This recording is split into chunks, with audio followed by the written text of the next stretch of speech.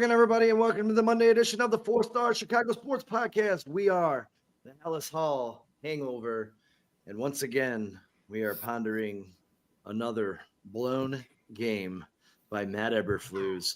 Dustin, Kyle, Brandon, how we doing today, boys? Personally, great, Sean. Yeah, life is good. Life is good. I mean, I'm more resigned to what it is at this point than I have been in the last couple of weeks where we're all fired up. But I'm sure we'll touch on something that will get me fired up because this organization is still inept. So it is what it is, ain't it? How you doing, Brando? I'm all right, man. I mean, we're more comfortable with this feeling, right? And we are winning. So yeah, it's like, I guess now I'm getting into that. I'm like trying to alter my mind into like that. Every time the Bears lose, I kind of celebrate a little bit inside myself. You know what I mean? Like there was times they were winning games at the end of last year that meant nothing, and I was like, ugh. Losing draft Falcons, yeah, losing draft position. I guess I'm in a better place with them losing at this juncture because that I think was definitely the writing on the wall for sure. Yeah, I think Vernon's just used to it. He's sitting in front of a Bears blanket wearing a Bulls hoodie, dude. It can't get much worse than that. When it comes He's got Cubs underwear on. Yeah, right. White socks. I just have white socks. My socks are just white. That's as far as I go in supporting that. Close enough. Yeah. What's up, Bruce? Thanks for joining us, man. What's up, Bruce? We had a good time on Saturday with Bruce at the UFC, watching John Jones and Stipe Miocic. It was a good time at our sponsor, River Street, and this is a Bears River Street recap Monday. Fortunately, we haven't had a victory Monday recently, but guys, we have a lot to break down. And Matt Eberflus' 30th loss in 44 games. He's now 5-17 in one score games. He's 2-11 versus the NFC North. I mean, it just keeps getting worse and worse, but there's a lot of other nuggets and things like you don't jump off sides on 4th and 3. You got to knock off these illegal formation penalties. You can't leave Watson running wide open down the middle of the damn field for Christ's sake. But he was never really wide open. He was wide open, man. You mean when Jalen Johnson fell down, yeah, but the rest of them were good coverage. They just didn't do anything when the ball got to. I thought the Jaden Reed one was much more inexcusable. Just that big of touchdown in that zone. Oh my god, that was the touchdown. He caught 12 the first touchdown. That was awful. He caught. They weren't ready. He caught 12 men on the field there. He was. And then again, we do have a head coach who doesn't put his team in the best positions to win. And that's what your coach is supposed to do. His attention to detail, situational awareness, and the ability to be prepared for games is just not there. He's a joke.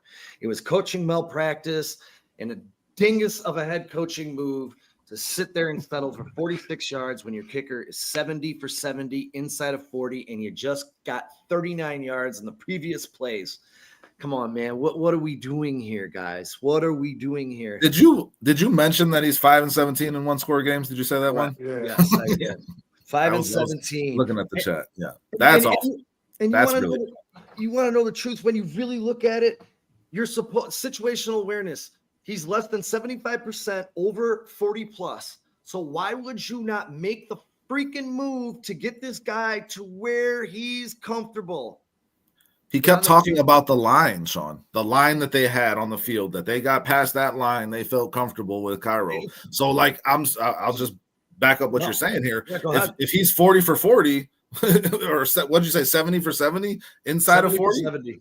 Then inside like 40. That should be the line. The line is 40 yards and under. That's the line. Not the line you had. Isn't the head coach aware? What's up, Scott? Of the fact that a further kick has a lower trajectory and a higher percentage of being blocked, and a closer field goal is obviously going to be kicked higher. I don't know, man, but real quick, 70 for 70. That's further amazing. You are away. Yeah, that should be the line, guys. Yeah, that's amazing. Getting inside 40 yards. I can't believe he's 100% from 70 for 70. He's a pretty reliable kicker, man. Good kicker. He's a reliable kicker. And all that being said, when the Bears came out to kick that field goal, we all looked at someone we were with and said, something bad is going to happen. We have a bad feeling about this. Knowing that we have that reliable kicker. Well, and just the reservation to not try to run one more play. Like I'm like, just the fact that they're like so comfortable on the sideline. Like, well, we got this one, and not running one more play. They're going to screw it up.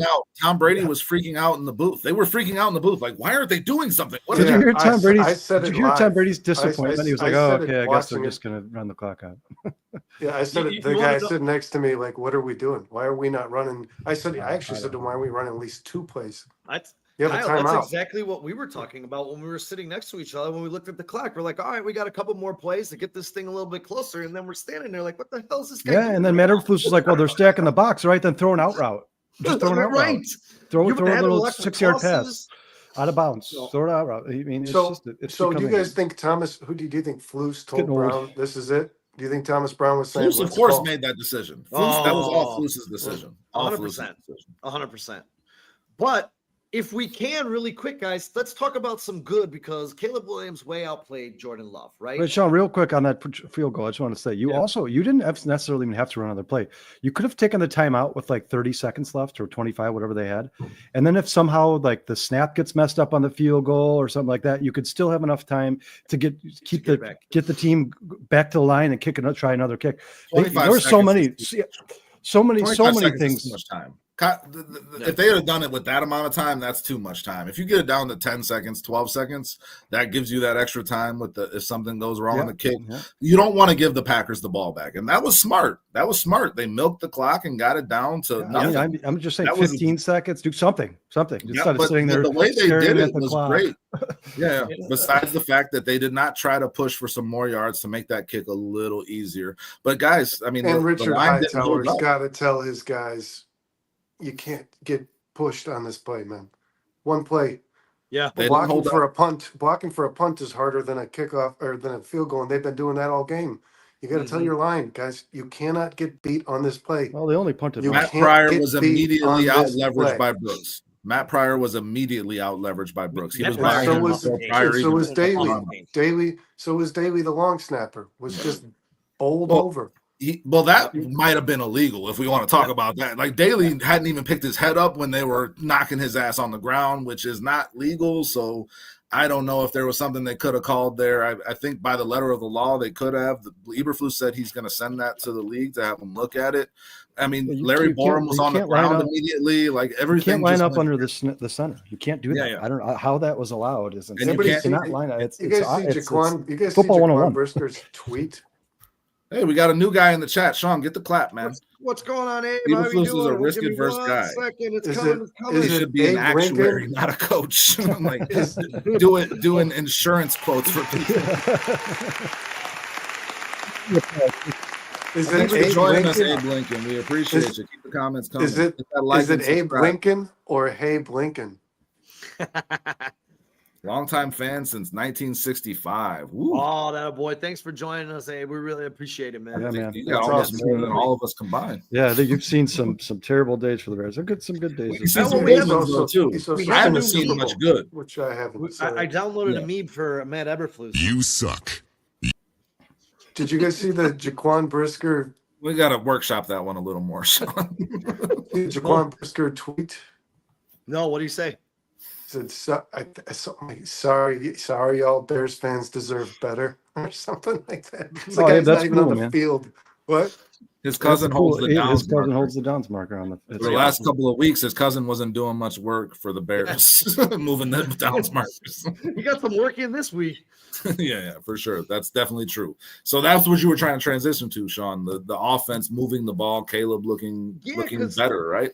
We spent the last bunch of weeks just talking about some bad stuff. So let's talk about huge growth from our quarterback. A great moment for him on that 3rd and 19 after we opened up with back-to-back sacks. And honestly, guys, I thought the game was over after those. Yeah. But that back shoulder dime on the 4th and 3 that he executed to Rome was gorgeous, man. The one before that on the 3rd and 19, Sean, where he got the 16 yards to Rome before that. And he ducked under the defender. And got outside and found him open. Those were some huge plays for sure. And you want to know, and I'm sure you guys are going to agree with me here. He looked the most comfortable in this offense than he's looked in the last couple of weeks. And then we got to give all the credit in the world to Thomas Brown for compressing this offense. No more everybody spread out wide on every play. Those whip routes, the tosses, all this stuff that we've been. Caleb is looking at the receivers' backs for the first 10 yards of their route. Yeah. This sequence of plays also made a lot of sense, which was something Waldron never did that. So like that gives you a lot of, because we're talking about faith in Caleb, gives you a lot of faith in Thomas Brown moving forward that he's going to continue to do. You know what I mean? He's got his mind wrapped around that, which I think is probably one of the hardest things to do in the NFL as a coach. I think you were watching those stats throughout the game, Sean, where it was like 2.01 seconds to throw, 2.37 seconds, fastest in the NFL. Fastest in the NFL so far this season. And not only that, guys were designed open. Caleb was able to read the field quickly, find the open guy, and they were easy passes for him to make. And he really fed on that. You know, we talked about it earlier. This was the most decisive he's been in weeks. I mean, his mind was made up. He knew what he was doing, and he was firing off. I mean, it was fantastic. It wasn't for Eberflus, we might be having another conversation here. What did you think, Kyle? What you had going on? I know we were standing next to each other, but we were awful quiet during the game. I mean, I agree with you guys. Thomas Brown had a great game, and you know what? With the deficiencies the Bears have at offensive lines, there's only so much you can do. I mean, at some point, they have to try to create a game plan to kind of negate the deficiencies of his offensive line, and I think that's what Thomas Brown did. The ball got out of his Caleb Williams' hands fast. Vernon and I talked about last week that we want to see more of Caleb Williams kind of design runs, or even him giving him the option to scramble. He did that. He had the most rushing yards. Design runs were beautiful, man. Yeah, he had the most rushing yards he's ever had as a professional. He had 9 rushes for 70 yards. That's awesome. It's fantastic. Like we talked about against the Commanders, it was something the Bears had to worry about with Shane Daniels running out of the pocket. Now other teams have to worry about Caleb Williams doing the same thing. Obviously, he's a capable runner. I mean, like I said, they're kind of like pedestrian runs. I don't think Caleb Williams is ever going to have 175 yards rushing like Jaden Daniels or Lamar Jackson or Justin Fields, but he does enough to keep the defense guessing. That's for sure. And in totality, it was a good game. As a matter of fact, guys, I'll go as far to say, if I was a Packers fan, this game would still be pissing me off, even though they won. This game would be pissing me off because Jordan Love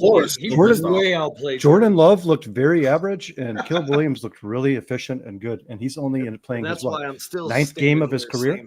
You guys were talking about those design runs, man. They were read option, where he had the chance to read that edge defender, and he could hand it off to Swift or Roschon, or he could pull it out and take it to the corner himself. And he made the right decision every time. And we haven't really seen Caleb be put in the position to do those things yet up to this point. I thought it was a nice wrinkle in the offense that Thomas Brown added, because it was not being used at all before that, in terms of Caleb deciding to pull it out and run and having that option, putting it on your quarterback to read the defense and make the right decision in the moment. And he was doing it well every time. And I was very, we said that on the podcast before. At this point, at the Bears, I'm not worried about wins anymore. That loss wasn't as soul crushing as the Washington game, where I thought the Bears still had a chance to make the playoffs, so on and so forth. But I will say, in terms of them in terms of us being worried about Caleb Williams' development, I think that was a step in the right direction for sure. That was a good game plan for a rookie quarterback, and it worked. And the Bears should have won that game again. Yeah. And real quick, Sean, I just got a real quick list here. Matt Eberflus is 5-17 in one-score games, overall record of 14-30. He's won 2 of 8 challenges in his career. He's 3-18 on the road. He's 0-18 on Sunday road games. He has the 14-game losing streak, which was the Bears' record. 13 of Matt Eberflus's assistants have either been fired or left. Shane Waldron was the 8th coach to be fired in the last 15 months. Only 8 members of Matt Eberflus's original staff from 2022 are still on the team. Eberflus is 0-5 versus the Packers. He's 2-11 versus the NFC North. And the Bears are the first team in, I think 75 years to win 3 games in a row in which they've won the turnover battle in all 3. To lose 3 games in a row. So, I mean, this guy is setting records, but none good. No good records. Here, let's talk about this. Real quick, Thomas Brown, too. Another thing that I noticed, you guys watched the QB school. You watched Tim Jenkins. You watched those guys. Hold on. Brandon, hold on really quick. Just so we're clear, since 1940, the Bears were 102-24-2 when they had 0 turnovers on offense and created takeaway on defense, and that was per stat head. So, just want to say this real quick. Thomas Brown also, he schemed receivers. He isolated receivers because they all have their own strengths, right? But they're best by them. like a lot of Waldron's routes kind of like paralleled each other. You know what I mean? He would have two guys run to the same space You're the same against depth. his zone defense, which is like, what are you doing?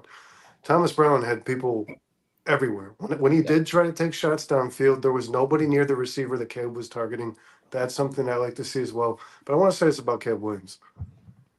He's now pretty much over the course of the season, he's averaged about 55% passes over running in this offense. And he's pressured on about 46% of the dropbacks. And he's now gone 4 games straight as a rookie quarterback without a turnover. Yeah. And he was sacked 9 times in one of those games. He was sacked 3 times in this game. There's a lot of things that should imply to you, if you're a Bears fan, that the Bears have at least one of the 2 most important things in an organization is your coach and your quarterback. They have one of these 2 things right. I truthfully believe that. Let's transition to this comment by Scott Angel then, because he says Caleb made the drive to put us in position to win. The new OC called a good game. Eberflus found a way. He calls him Eberflus, found a way to blow it. Caleb did exactly what we would ask our quarterback to do. Rookie, veteran, whatever. You had the ball in your hands with a chance to win the game. You drove the ball downfield. You can only run the plays that the coaches calls. He hit the throws. They took 2 sacks on that drive, on those first 2 plays of that drive. Put him in 3rd and 19, and Caleb made plays to get him out of that and get him downfield and in position to win. And he was let down again by bad coaching, guys. He's 2 for 3. He's 2 for 3 in the season on the last drive, going to score and try to take the lead. The only game he didn't do it was the Colts game, but that strip sack pretty much ended it. I mean, that was pretty much it. If it wasn't for the strip sack, I think he would have done it. He would be 3 for 3. He did it against Washington. He did it against the Packers, and he was the Colts couldn't stop him in the 4th quarter, except for that strip sack. And he did whatever he wanted to do. Yes, I do, Abe. He has 0 wins to show for it. Yeah, this is a question from Abe Lincoln, guys. Do you guys think Brisker is done for his career? We were talking about that actually before we jumped in here, Abe. Yeah, we all kind of are very worried about his career. I think he will play football again. I don't think he's the same player, Abe. I can tell you that. I think he's done for this season, Abe Lincoln, and I think he should be. Why not? Why would he play? I think he's done for this season, Abe Lincoln, and I think that there's no way, if you're the Bears, you can feel comfortable with him being your starting safety. Yeah, you got to be looking to draft the safety. Well, he could be your starting safety, but you have to have a backup plan. Yeah. But if your backup plan is going to be better than the guy in front of him anyway, you know what I mean? What are you going to go? You're going to go draft a guy that you think is going to be better? Brennan, no rookie is going to come in here and be better than Jaquan Brisker on day one. That's not. Well, they could sign someone as well, but there's nothing saying that he will be better. Like but it's the availability. That's the question. And we're Jaquan Brisker is a very good player. He's just injured. He's a very good player when he plays. There's not some guy who's going to come in here and be 10 times better than Jaquan Brisker. He might be one of the best Chicago Bears. He's just unhealthy. That's the problem. He just is he plays a violent style of football and he hurts himself. Well, and to be honest with you, the play where he knocked Tommy Tremble out, this is totally a conversation for a different day, but technically Tommy Tremble should have been penalized on that play because he put his helmet down into Jaquan Brisker. And it's cost Brisker a lot of time. Yeah, Abe Lincoln right here. His career on the Packers defense was better than we've seen so far. I don't know. I will tell you this really quick. PFF grades versus the Packers for quarterbacks this year: 29.8 for Hurts, 40.6 for Richardson, 54.7 for Levis. Darnold 45.5. Stafford. God, they've played some terrible quarterbacks. Goff, Murray 55.7. Stroud 62.7. Lawrence 74.5. Goff 76.2. And then we have Caleb Williams yesterday, 85.2. The best of the bunch against the Green Bay Packers. That's a good defense, guys. That's a good secondary. Well, and how amazing is that the Caleb Williams steps up and has his best game against the Green Bay Packers? When's the last time Bears quarterback did that? Hey, Sean, chat, clap. Oh, we got a new one in the chat. We got that. I agree. You got to mention Jared Alexander was out of that game. I agree. Come back and keep keeping us company. Keep the comments coming. All right. Yeah, especially those good comments like that. Flus not being fired is an insult to all Bears fans. We all feel very insulted. Yes, today. It is. Yes. And it's an insult to Bears players too. Flus being hired in the first place was an insult to all Bears fans, as far as I was concerned, guys. And then retained. Never been good. And then retained. Never been good. Can I ask you a question? Do you think that some of these Bears players that we're talking about that look like we're quit, that we're saying look like they quit on the Bears, is that a reflection of the players knowing that in 8 games, January 6th, that this staff is gone? 100%. Yeah, but Sean, I mean, it's not you. These guys, when you listen, most They're of us, professionals. when we go to work, our productivity is not going to change our income all that much, right? Like you might get a bonus. It's nothing crazy. Sure. These guys will lose millions and millions and millions and millions and millions of dollars if they don't perform the best of the best every single week, the best of their ability. Because, man, you see the difference between like the number 1 paid corner or safety or linebacker or wide receiver to like the number 10 is millions and millions and millions and millions and millions of dollars. I'm not saying that I blame them for giving up on the coaching staff, but if I were a player in the NFL, I would be giving 100% all the time. I mean, 100% all the time. What's up, Lauren? Here, Lauren says. Lauren's noticing we got Kanye West in the chat. And Abe Lincoln, man. And Abe Lincoln. Yeah. You got a former president. A former president. And we got Kyle. Kyle's in here too, yeah. Well, my great uncle killed a president. I guess Abe Lincoln says we're all famous in our own way. Abe Lincoln says all Bears head coaches are beta males. Can't be an alpha like Ditka. He scared them for life. He scared the Bears organization. I agree. That's I a agree really with that good, 100%. That's a very, very well said statement. Yes, men. They want yes men. Do what we say. Yeah, they don't want a guy who tells them to shut up. Job. Yeah, I think Flus beta move on to another team. Here's a good comment from Kanye. Dustin, you want to read this one? 36 seconds and a timeout. There's no excuse not to try and at least gain another 10 to 15 yards. Eberflus coaches like a coward. Year 3 and nothing has changed. 5-17 record in 1-score games. Yes, close games. His record is abysmal. That's when you count on your coach the most. That's when you lean on your coach the most to make the right decisions that will put you in position to win. That's what we led off this show with, Kanye. So yeah, we all are very much in agreement with you. How many have been more attempt to gain more yards and make that a safer game-winning field goal attempt. Yes. How many retired players, how many sports analysts, how many sports writers have you heard now say that in 2024, the play not to lose instead of playing to win, like, oh, let's go to prevent defense, that type play not to lose, that doesn't work anymore. It just doesn't work anymore. This is different. Never worked. It's a different league. Never worked. It's a different league. These teams score in 13. Look at that Bills Chiefs game from 3 years ago in the playoff. They scored in 13 seconds. They scored a touchdown in 13 seconds. Do you guys think all these rules favor the offense? Every single one of these rules favors the offense. The Packers took the lead on us in 4 plays. I mean, yeah. Do you guys think that? Well, we stopped him on a 2-point, so that's what Eberflus keeps hanging his hat on. We stopped him on a 2-point, so there we go. We still lost the game. Go ahead, Brandon. What were you gonna say, Brandon? Do you guys think that Flus is the best coordinator candidate in this offseason? Defensively? No, I'd take Robert Saleh over him.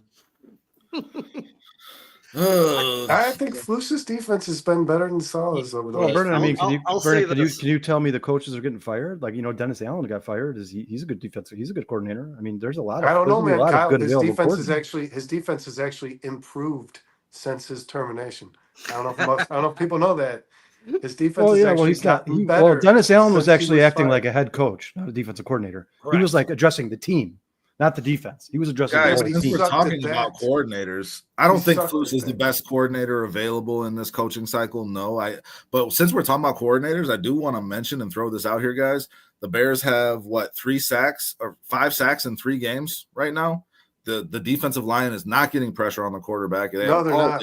Not at all. And that falls on Eric Washington a bit, doesn't it? A little bit. Yeah, he's the defensive line specialist. He's supposed to improve this. That's what was the whole plan was here with Eric Washington, and we're getting no pressure on the quarterback, guys. 0.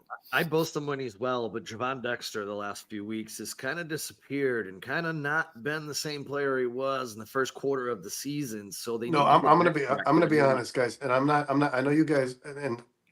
He's got 5 sacks in the season. It's not bad, but I'm going to be honest with you. If you want this Bear, if you think this Bears defense kind of revolves around having that monster 3 tech, that beast, the Bears do not have it. I'm sorry, but he is not that. We talked about this on the bare minimum. Okay. Yeah, he could be defensive end. Sure. I'll tell you that. He's not that guy.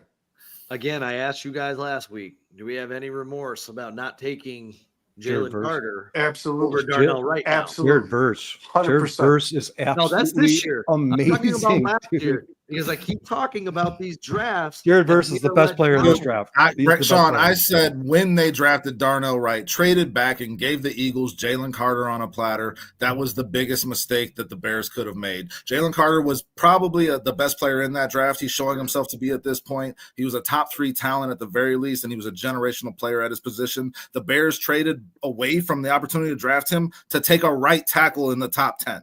That was an awful decision. I mean, Jalen Carter is a great player, but not at the position. Not the position he was drafted at. He's not. He's a defensive tackle, defensive end, depending on what Fangio. Yeah, he's not a 3 technique. He's a defensive end. Find a lot of blank. He can do whatever he wants. Go ahead, Sean. What? Except for sack the quarterback. So, Kyle, are you going to say that this guy does not change the game every time he fucking plays? He's a game record. Listen to the sentence. It's very black and white. He doesn't sack the quarterback. It's not about sacks. It's about the fact that he makes the quarterback uncomfortable. Well, hold on, too. What's most Sean? And it's true. Go look it up. You know what makes me most regretful? You know what makes me most regretful? And this can change. Honestly, I love Jalen Carter in that draft. I would take Jared Verse over Jalen Carter. I was amazed that he fell. Me and Dustin were looking at each other like I think we were texting like, "Oh my God, we got Jalen Carter." But the biggest problem for me right now, and I could be wrong, guys, Darnell Wright is probably not a top 10 right tackle in the NFL. Like he's this guy, top 15, maybe. He is not, guys. If you're taking a right tackle in the top 10, you need a brick wall. You need somebody who's not 6th in the league at the position in sacks. He's 6th in the position. Allowing sacks. That's not good enough for a top 10 right tackle. It's not good enough. Well, that's my problem with taking Darnell Wright is he hasn't proven to be the guy. Exactly. Sean, to answer your question, man, yes, the Bears made a terrible mistake. I just want to say this when it comes to Darnell Wright. I don't think that Darnell Wright is independent Aquaman training camp.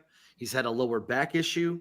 I don't think he's ever been healthy because he's not the same player he was in his rookie year this year, and I think he's been hampered by injuries. And he's surrounded by shit. Better next year. I think I don't want to analyze him. You guys sound like you guys are making like a decisive. He's played for a year and a half, guys. I'm 20 years old. Listen, 20 years old. Here's the question. Right now, you have the choice in front of you. Right now, you have the choice in front of you with the information you have. Or are you taking Darnell Wright? That's the question. Who do you take? Over Jalen Carter?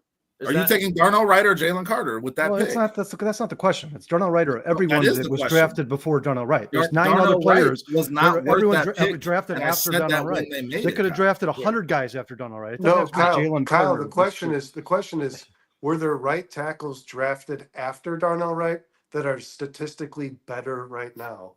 That's the question. Because you guys, I watched Jalen football for a long time, and I will never, ever give you my final opinion on a football player after a year and 6 games. I agree with you. You will never hear me do that ever in the history of football. A right tackle on average. You can't compare the value of a 3 technique of the position. The value of the position is important. A right tackle drafted on average is probably drafted in the high 2nd round. So could you have taken Jalen Carter and found a right tackle that's still a quality player in the 2nd round? And I want to know, are there any 2nd round right tackles from that draft that are performing better than Darnell Wright? I don't know. If that's your argument, then Jared Verse was clearly the right pick over Roma Dunze. Go look at their fucking stats.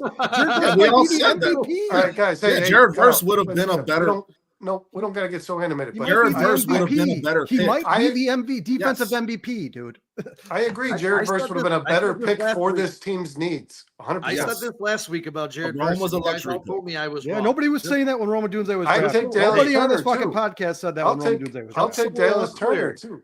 Just so we're all clear, I said this last week that I rather had Verse, and I was told I was wrong. I'm just telling you, Jared Verse is an absolute freaking monster. Well, I mean, and so is Jalen Carter.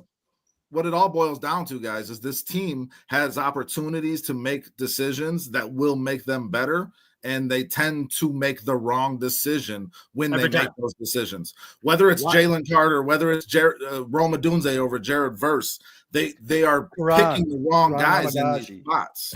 And I also don't think Roma Dunze is going to be a bum either. He is. No, I was just going to say though, guys, long term, Rome's going to be a great player. Roma he is Dunze right is now. the better pick. Do you guys know that there are 5 players in the NFL right now, 5 starting offensive linemen, guards, and centers who have allowed 0 sacks, and we drafted Krana Magaji, who's played 1 game. Hold on, Independent Aquaman, real quick. Let's involve the chat. I like this quote actually by Independent Aquaman. He's saying pressure. He's saying pressure is more important than sacks. Sacks are bonuses as entertainment, though also psycho warfare against the QB. But enough pressure is still more important. That's what I was saying when it comes to the play of Jalen Carter. Yes, can I say this real quick? This again, you guys. They think Dexter is that guy, guys. I don't care what you guys think. The Bears think Dexter is that guy, but he's not. They think he is. Okay. Well, they are wrong a lot of times. They're wrong a lot. Yes, a lot. I would love to speak real quick, guys. Real quick. It's a top 10 pick. Real quick. Top 10 pick. Number 9, Ramadunze is going to be a better player to me, I personally believe, than Jared Versus. Well, then how can when you're taking a player in the top 10, you take the best player on the board. I think Ramadunze is the right player to pick in that. Tell me why. I'm sorry. Why is Ramadunze going to be better than Jared Versus? He's talking draft. He's talking draft profile. Why? He's talking about coming out of the draft. Because I think Ramadunze is going to be a top 10 wide receiver in the NFL, maybe a top 5 wide receiver in the NFL. Why? You say I think. Because I think. Why? Because why is Ramadunze going to be a top 10 receiver? Because he's proven to be a quality. What's the thing he did best in college? Better than anybody. Contested catch. Contested catches. Yeah. He's proven to be a quality contested catch receiver. He's proven that he can get separation from just about anybody, Kyle. And I've even heard DJ Moore say this on 670 The Score. His 40 speed has increased since he was drafted. All right, Burton. So you're saying you think he's going to be a 1,000-yard receiver, right? Absolutely. So why isn't he doing that this year? Because Shane Waldron was the offensive coordinator. The offense has been abysmal. That's not really. Shane Waldron sucks. The offense is abysmal. What else? What else you got? Because he's a rookie, still learning the NFL. That's probably another one, right? because Darnell Wright could probably be really good in next year, right? Because he's 20 years old. Darnell Wright will never 20 years old. Jalen Carter, dude. It'll never be a conversation. You'll never compare those two and say Darnell Wright. You guys, we've already talked about why he didn't want Jalen Carter. It had nothing to do with the skill set. Nothing. Dustin, and I'll do this. It should have had a lot to do with the skill set. Nothing to do with the skill set. You know what it had to do with? He didn't want another fucking Tyreek Stevenson on his team. He didn't want Tyreek Stevenson on his team. I'm gonna do. That's what it had to do with. I'm gonna do this, and I'm gonna look it up because you're gonna find a lot of games where Jalen Carter is nowhere to be found in his first couple of years. After he had that monster game about 3 weeks ago where he had like 20 pressures. 3 weeks he was statless. He's good. Every time I watch him play, he is dominating the game, guys. I've never watched Darnell Wright and thought Darnell Wright is impacting this game to the point that it's helping the Bears win. Darnell Wright was very good in his rookie season last year. I've never watched him. All right, hey, guys, let's stay. I don't want to talk about Darnell Wright, Jalen Carter. It's done deal, right? Yeah, no knock on Darnell Wright. One thing I want to talk about. Generational talent. Since we're on the offensive line, let's talk about a player who was Ryan Bates went out with an injury. The Bears signed a player and then brought him up from the practice squad this week. He was a third round pick last year to Washington, Jake Curran. And I focused on this player specifically. I thought he had a phenomenal game at left guard. I thought Ryan Bates getting injured was a fortunate thing. Ryan Bates had a better PFF grade than Curran, didn't he, Sean? Ryan Bates played like 7 snaps, dude. It's a very small sample size. Yeah. It's by comparison, Brandon, league average PFF grade is 60.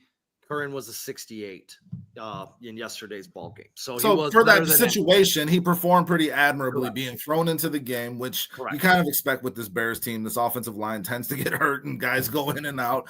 Curran stepped up admirably and played well. Quality pass rushers on that Green Bay team, too. I agree. I mean, Green Bay came in with 25 sacks. I know we gave up 3 for 19 yards, but they still, I thought, for the most part, did a really good job against a stout defensive line. Yeah, that was my opinion. It was more of the quick pass than it was anything else, though. Sean, you want to tell them who the highest graded PFF player was besides Caleb Williams? Braxton Jones. It was Braxton Jones. Braxton Jones with an 82. Yeah. Braxton Jones is trying to earn himself a starting role. Go inside those numbers, guys. Braxton Jones in run blocking had an 88.2, pass blocking 67.5. 5. And the He got 88 bull rushed so hard by Rashawn Gary, man. So hard. That's his problem. It's Jared always Burks going to is happen. so good. I'm looking at his stats right now. He is so good, dude. Who's that? Unbelievable. Listen, Jared Braxton Burks Jones. is amazing. Braxton Jones had one of the best blocks of the year on that DeAndre Swift pitch play. He got outside and just leveled that defender. And how much worse, guys? Beautiful. How much worse does this team look without Braxton Jones? Amen. Yeah, a lot worse. Yeah, guys, go back though to the fact that Caleb had the quickest time to throw of anybody in the NFL this year. They were trying to make up for that offensive line not being solid. They really Dustin, you just brought up the block on the DeAndre Swift run. My favorite part of that entire game was how he broke McKinney's ankles, and then McKinney was pissed on the sideline throwing his helmet. McKinney is a punk. Dude, that was that was woo. See ya. Dude, that was amazing, dude. And Xavier McKinney, that ticky-tacky roughing the passer, unnecessary roughness on the sideline on Caleb too. He pushed him after the fact and got a flag thrown on him there. That was a bad play. Xavier McKinney had a bad game. He's played really well this year, but he was talking a lot of shit going into this game about DJ Moore. So it was good to see him get made look silly. Zach, not a chance in hell. Darnell Wright. Does anyone think they possibly could have Carter and then traded back up to get Wright much later, possibly round 2? Lots of teams had second round grade on Wright. No, Darnell Wright was not going to the second round. I would have been fine not getting back to Wright, honestly, if I got Carter. I was just so ecstatic when I saw Jalen Carter fall to the Bears. I still just go back to it, man. I can't get over it. I thought it was a terrible decision by this organization. And I thought that they did it because they were afraid of his off the field stuff, and they were afraid of their ability to handle it, which you should not make decisions based on your lack of leadership. Because they also need it, regardless of how good Jake, because sometimes the need outweighs the Bears. You guys need an offensive line. You got to have an offensive line, guys. The Bears need an offensive line. Eventually in the first round, you have to start taking linemen, like every other team in the NFL has done that has good offensive lines. At some point, you have to do that. Of course, it doesn't have to be in the top 10 with the right shiny new tools they could draft instead of taking an offensive lineman. But look what that's done for us, guys. A defensive lineman that wrecks a game is one of the most valuable things in the NFL. Here's your Bears. The most valuable thing in the NFL, Dustin? The quarterback. That's the most valuable thing in the NFL. The quarterback. And the Bears still have a shit offensive line. Darnell Wright, they should have drafted more offensive line. They should have passed. They should have drafted Gordon. They shouldn't have drafted Carter. They should draft offensive line. I agree. That's what they should have drafted. Independent Aquaman says, guys, the way to go back to becoming great, notice your mistakes. Don't beat yourself up over them. Make the proper changes to not make them again, regardless of which side you focus on. You know what? Oh, for sure. I mean, and I would imagine that's what Eberflus is preaching, and you would hope so. Maybe Independent Aquaman should be our coach. I think Aquaman's talking about our podcast. Yeah, we'll have to come back, look at our mistakes. We'll be better next week, guys. We just got to be better next week. It is what it is. You know why? Because we have situational awareness and attention to detail. Something Matt Eberflus does not. We trust the people in place. Yeah. Guys, where are we going from here? I mean, did we really talk about Caleb the way we wanted to in terms of his performance in this game? Did we talk about Thomas Brown enough? No, not at all. We haven't touched on that enough yet at all. I was just going to flip into Thomas Brown, and I like a lot of things that he did. He helped Caleb be a little bit more decisive in his decision. Very true, Abe Lincoln. Did you guys see Caleb smiling, talking to Thomas Brown on the sideline? Did you see that picture today all over Caleb talking to Thomas Brown on the sideline with this giant smile on his face? I mean, like that. Let's go over the game statistics, assuming that not all of our listeners had a chance to watch the game. So Bears versus Packers, obviously the Packers won the game. Jordan Love was 13 for 17 for 261 yards, 1 touchdown. Josh Jacobs ran the ball 18 times for 76 yards and 1 touchdown, which is 4.2 yard average per carry. Jordan Love had 4 rushes for 18 yards and an additional touchdown. Watson had 4 receptions for 150 receiving yards. Caleb Williams' sophistication is back with us this week. Thanks for joining. Hit that like button. Caleb Williams was 23 for 31 for 231 yards, 0 touchdowns, 0 receptions. DeAndre Swift had 14 rushes for 71 yards and a touchdown. That's an average of 5.1 yards per carry. So obviously Roshan Johnson was used a lot more in this game than normal. So obviously something Thomas Brown's probably going to do going forward. Caleb Williams rushed the ball for nine times for 70 yards, which is his professional record, 70 yards. Roma Dunze had 6 receptions for 65 yards. DJ Moore had 7 receptions for 62 yards. Yeah, I was going to say that, Brandon, but we got Thomas Brown was never on the sidelines. So that picture must have been because it was a picture over online today. It must have been practice. Yeah, it was not during. The Bears sacked Jordan Love 3 times. The Bears sacked him 1 time. The Packers sacked Caleb Williams 3 times, and the Bears basically won. I mean, if you guys look at the game, the Bears won almost 90% of the statistics, total yards.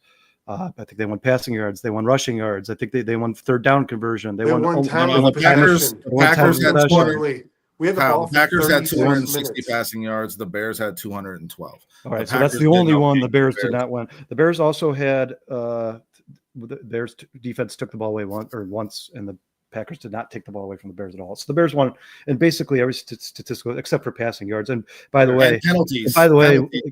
One catch basically made that 60-yard bomb that should not have been caught. I'll go into this, dude. The offense looked 10 times better, 391 total yards, as you just stated, against a top 12 defense. I love that Roshan Johnson was giving 42% of the snaps. It keeps DeAndre Swift more lively, fresher, ready to go. I still would like Komet to be a little bit more involved in the offense.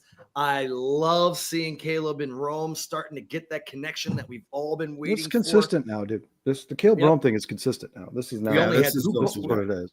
We only had 2 punts in the game, 3 for 3 on 4th downs. I mean, DJ Moore was involved in the game. Receivers were schemed open. I mean, there's so much good shit on the offensive side in this fucking game. I couldn't be happier. And they didn't hand the ball off to Kramer at the goal line. They gave it to Roshan Johnson, for the love of Christ. Holy crap. Let's talk about some other stats. Because you mentioned the time of possession, Kyle, 36 minutes for the Bears to 23 for the Packers. The penalties, man. Bears had 7 penalties for 50 yards. The Packers had 3 for 25. The Bears double them up. Like that will cost you in a game. Well, the stuff that stood out to me, man, were the big plays. The Bears actually managed 7 plays of 15-plus yards in this game. The Packers had 8 of them.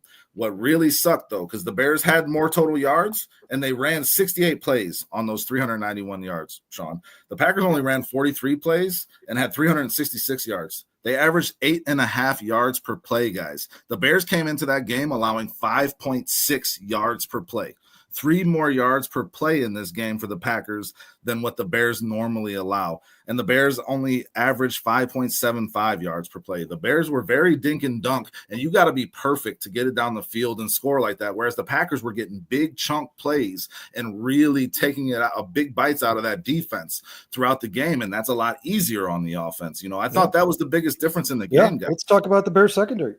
Well, we're talking about three additional yards per play. Is this a new member of the chat? No, he was here last week. Welcome back, Matt. Matt's a friend of mine. What's up, man? How you doing? Can I ask you this after 3 yards? What? 3 additional yards per play. Thank you. Coming back. Thanks, Matt. Can I ask you this? Was Andrew Billings quietly the most important piece of this defense? No. Yes. You know what though? As you say that, they kept it top.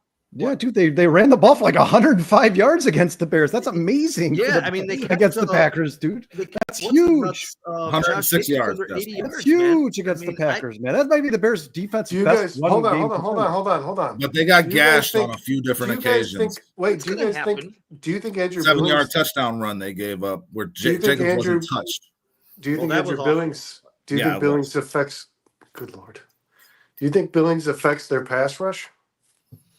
Of course he does. He was doing a good job of getting after the quarterback when he was healthy, guys. He certainly affected their pass rush more than the run defense. He wasn't good on run defense this year, man. Go look at the numbers. He wasn't.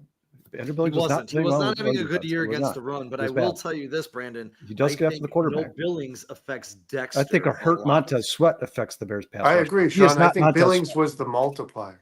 Correct. I think Billings was the guy that made everybody was kind of the gear that everything else ran. Well, he's a off people eater, man. He eats up space. Yeah. He can And take on pushes, two guys, and he fills gaps. Yeah. And that's one thing Pickens. I don't care what I Pickens. mean, but I just PFF think it's a grade strange was. question. We were My God. we're sitting here talking about how we got down to our third string safety there, and Dustin's talking about how we gave up 50, 60-yard bombs, these huge plays all game, and we're like, is Billings the most important player because we gave up 106 rushing yards? No, I'd say losing the secondary, either whether Dustin's right or wrong. Tyreek Stevenson giving up on the team and Jaquan Brisker being out is what's killing the Bears. That's what's Christian Watson should not be catching passes in double coverage. That's what's killing the Bears. I still can't believe he caught that ball in double coverage. That's absolutely pathetic. The fact that that ball made it to his hands is not acceptable. Christian Watson had 2 catches that broke the Bears' backs. Yeah. 2 that broke the Bears' backs, man. But he probably wouldn't catch against other teams. And Elijah Hicks sits there and lays on the ground like he got that whole injury. It all pissed me off. The whole play just pissed me off. The fact that Christian Watson caught that pass, Elijah Hicks got there late. Even when he still got there in time. He still couldn't break up. He didn't even try to break up the pass. He basically just tried to hit him. I mean, Kyle, Brandon makes a good point. Brandon does make a good point that this Bears defense is better with Billings on the field than not. They are. The space that he takes up. You know, Zach Pickens is just not that position, and now they got 2-3 techniques. Basically, I don't look at Zach Pickens as a nose tackle. I don't see him. Zach Pickens is a cut candidate. That's what he's not good. He's not good. Is awful. He's a cut candidate. Slick's right. He's a 3 tech, and he's not a good one. So he serves no purpose to this football team. And I think you have Travis Bell, I think is his name, something like that.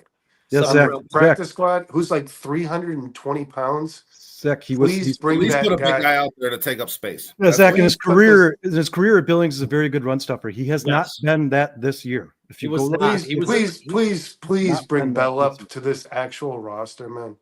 Here, I'll get Andrew Billings PFF. I don't see what it could hurt, Brandon. I mean, the more talent we get a chance to look at and identify on this team going forward for our next regime, the better. The more opportunities we get to see Rome performing the way he did yesterday, the more opportunities we get to see Caleb perform. These young players on this team, if Bell comes up and plays well, hey, if Curran can play well, does that make Tevin Jenkins expendable? You know, at a much lower cost for a guy like Jake Curran, you keep him. Is he a decent enough starting left guard to where you can then improve other spots of your offensive line and not break the bank re-signing a guy like Jenkins who can't stay healthy?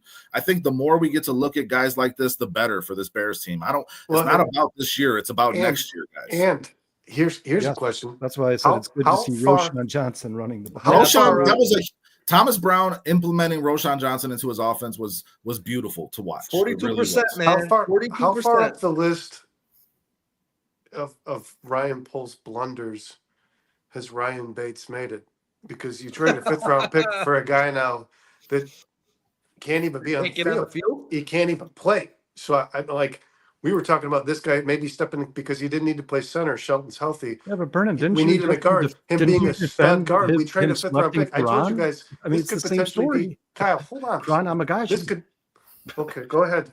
It's the same story. He's not on the field.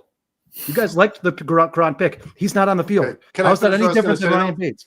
Ryan Bates was brought here to be a center. He's not needed there because Coleman Shelton's healthy in a detriment of health. He was a position of need. So he was supposed to be plugged in at the position he loves most. We traded a 5th-round pick for a guy who's now being put in the most ideal position he could be, and he can't even stay on the field. All right, but Vernon, concussion is going to be a thing that you can't control. You're saying he should have projected an injury. Karan was injured. He was injured when we blasted that deal. We blasted that deal when they made it, guys. That was a bad trade for Bates. It was. Dustin, what are you talking about? Oh. The concussion. He missed the first 6 weeks of the season. What are you talking about? No, I understand, but it's just he gets back on the field and then he gets a concussion. That's football, man. You can't do shit about that. Okay. It was a bad trade. It was a bad trade. Available for 2 games. That's just it's not about his availability to me. It's about his ability. I don't think he has enough ability for what the Bears gave up to get him. Best ability is your availability, and if you're not available, but when he is available, he's not going to be worth that 5th-round pick either, Sean. He's just not. He's not. I didn't want him in the first place. I never wanted Ryan Bates. Bad move. That's what Brandon was saying, and I'm agreeing. It was a bad move for this team. Really quick, guys. When Billings got hurt, he was a 50 PFF against the run, and he was a 78 against the pass. He was doing much better on the pass. That's incredible. Kyle, why don't you give a shout out to River Street? Yeah, guys, River Street Tavern, our first sponsor ever. Thank you very much to River Street Tavern and Lauren Ratner and Tina Anton. It's located in East Dundee, 102 North River Street. If you guys are out that area, you want some good food, you want to watch a game, go check it out, man. A lot of TVs, a sports bar through and through. It's a great time, great atmosphere. And usually about 99% of my life, I'm standing behind the bar. So you come and have some sports conversations. Real quick, Slick Sophistication says we know we need offense or O-line for the offense, but what's the biggest defensive need? I think Brennan just said we need a true 3 technique, man. That's what Matt Eberflus asked for from day one. You never pass rusher, guys. Hold on, and a pass rusher opposite Montez Sweat. Yeah, that is probably the biggest need because who knows what we're going to need when we change this defense.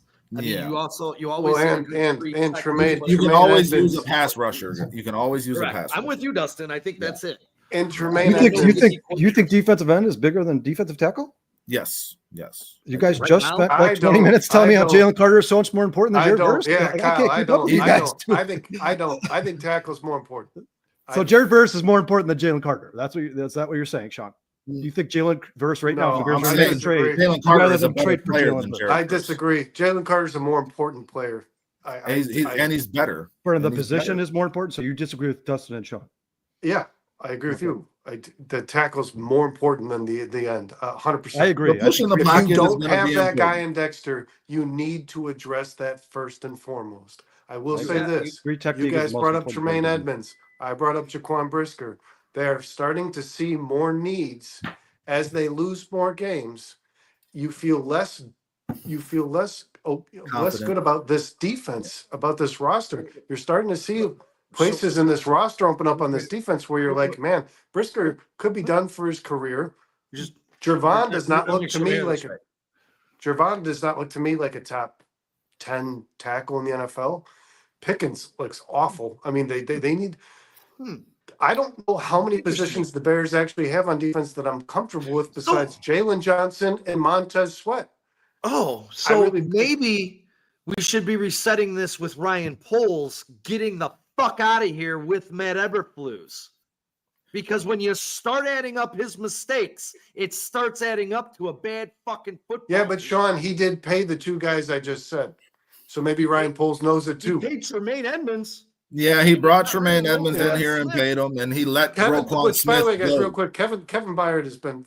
He did, Kyle. He was on that double coverage play to Christian Watson. He let one go. He was phenomenal yesterday. He was all over the fucking place. He was. And that's are gonna make Kevin Byard made a play on the run where he filled the hole and just blasted Josh Jacobs. It was awesome. He crushed him. Yeah, he speared him. It was a Goldberg spear, guys. You could hear it more than you could see it.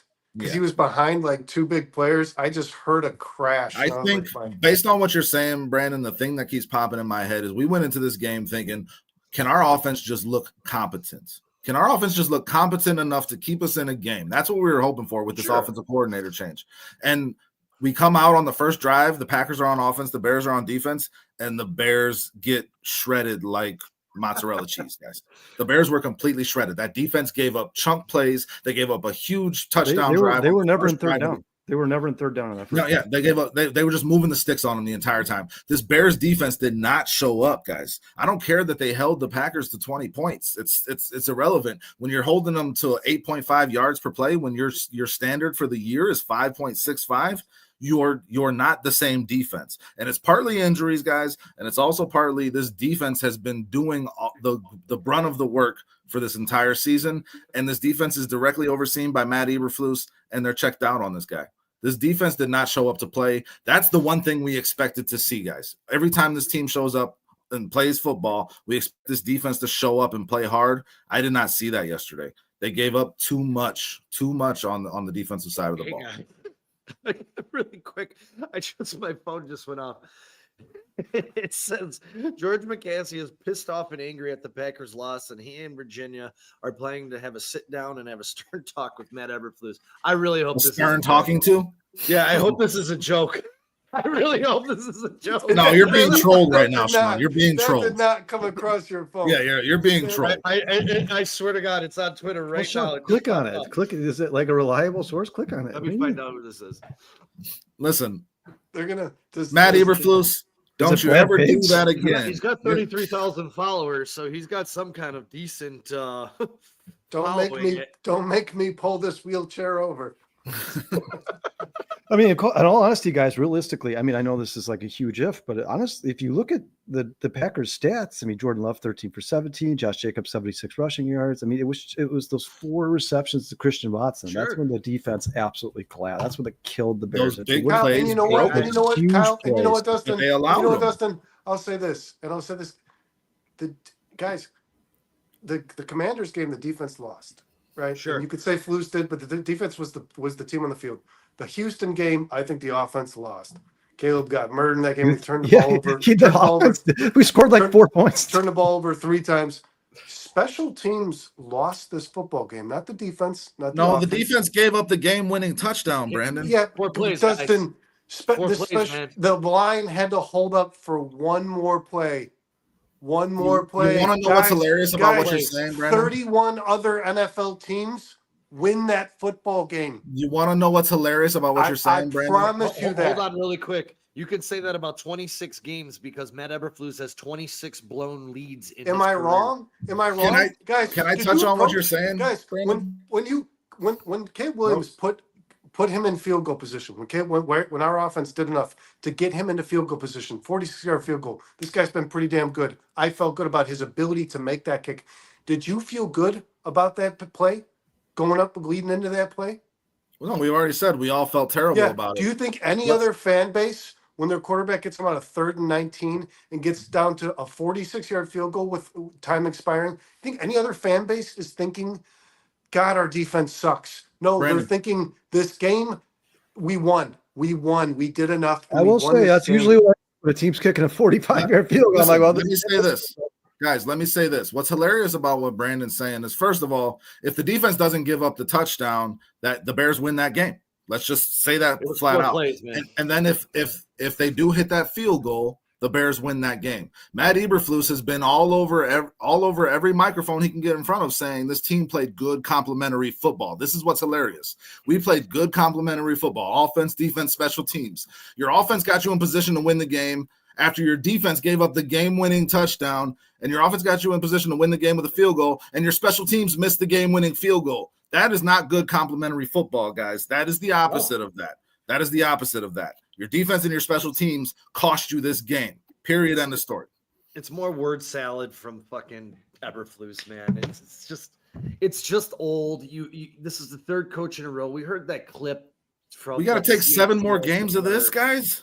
Come on. Well, it's not going to get better. Listen, I'm telling you I'm that. not ready to say. His press conferences are going to be hilarious, though. I'm not ready to say. I'm not ready to say. Listen, man. You could say the defense lost that game. I'll give you that. They did. Okay. They gave up the game-winning touchdown instead of a missed field goal. We'll put that on the defense. No, it was both. But how many games has the defense won or not won? How many times has the defense given you position to win? This was the point I was making earlier. Place to win. Brandon. So the defense is going to, with 4 minutes left, allow a touchdown in 4 plays every once in a while. Every once in a while, it's going to happen. Comes down to the special teams. It's not even Santos, man. That line needed to come out and block for one more fucking play. I agree.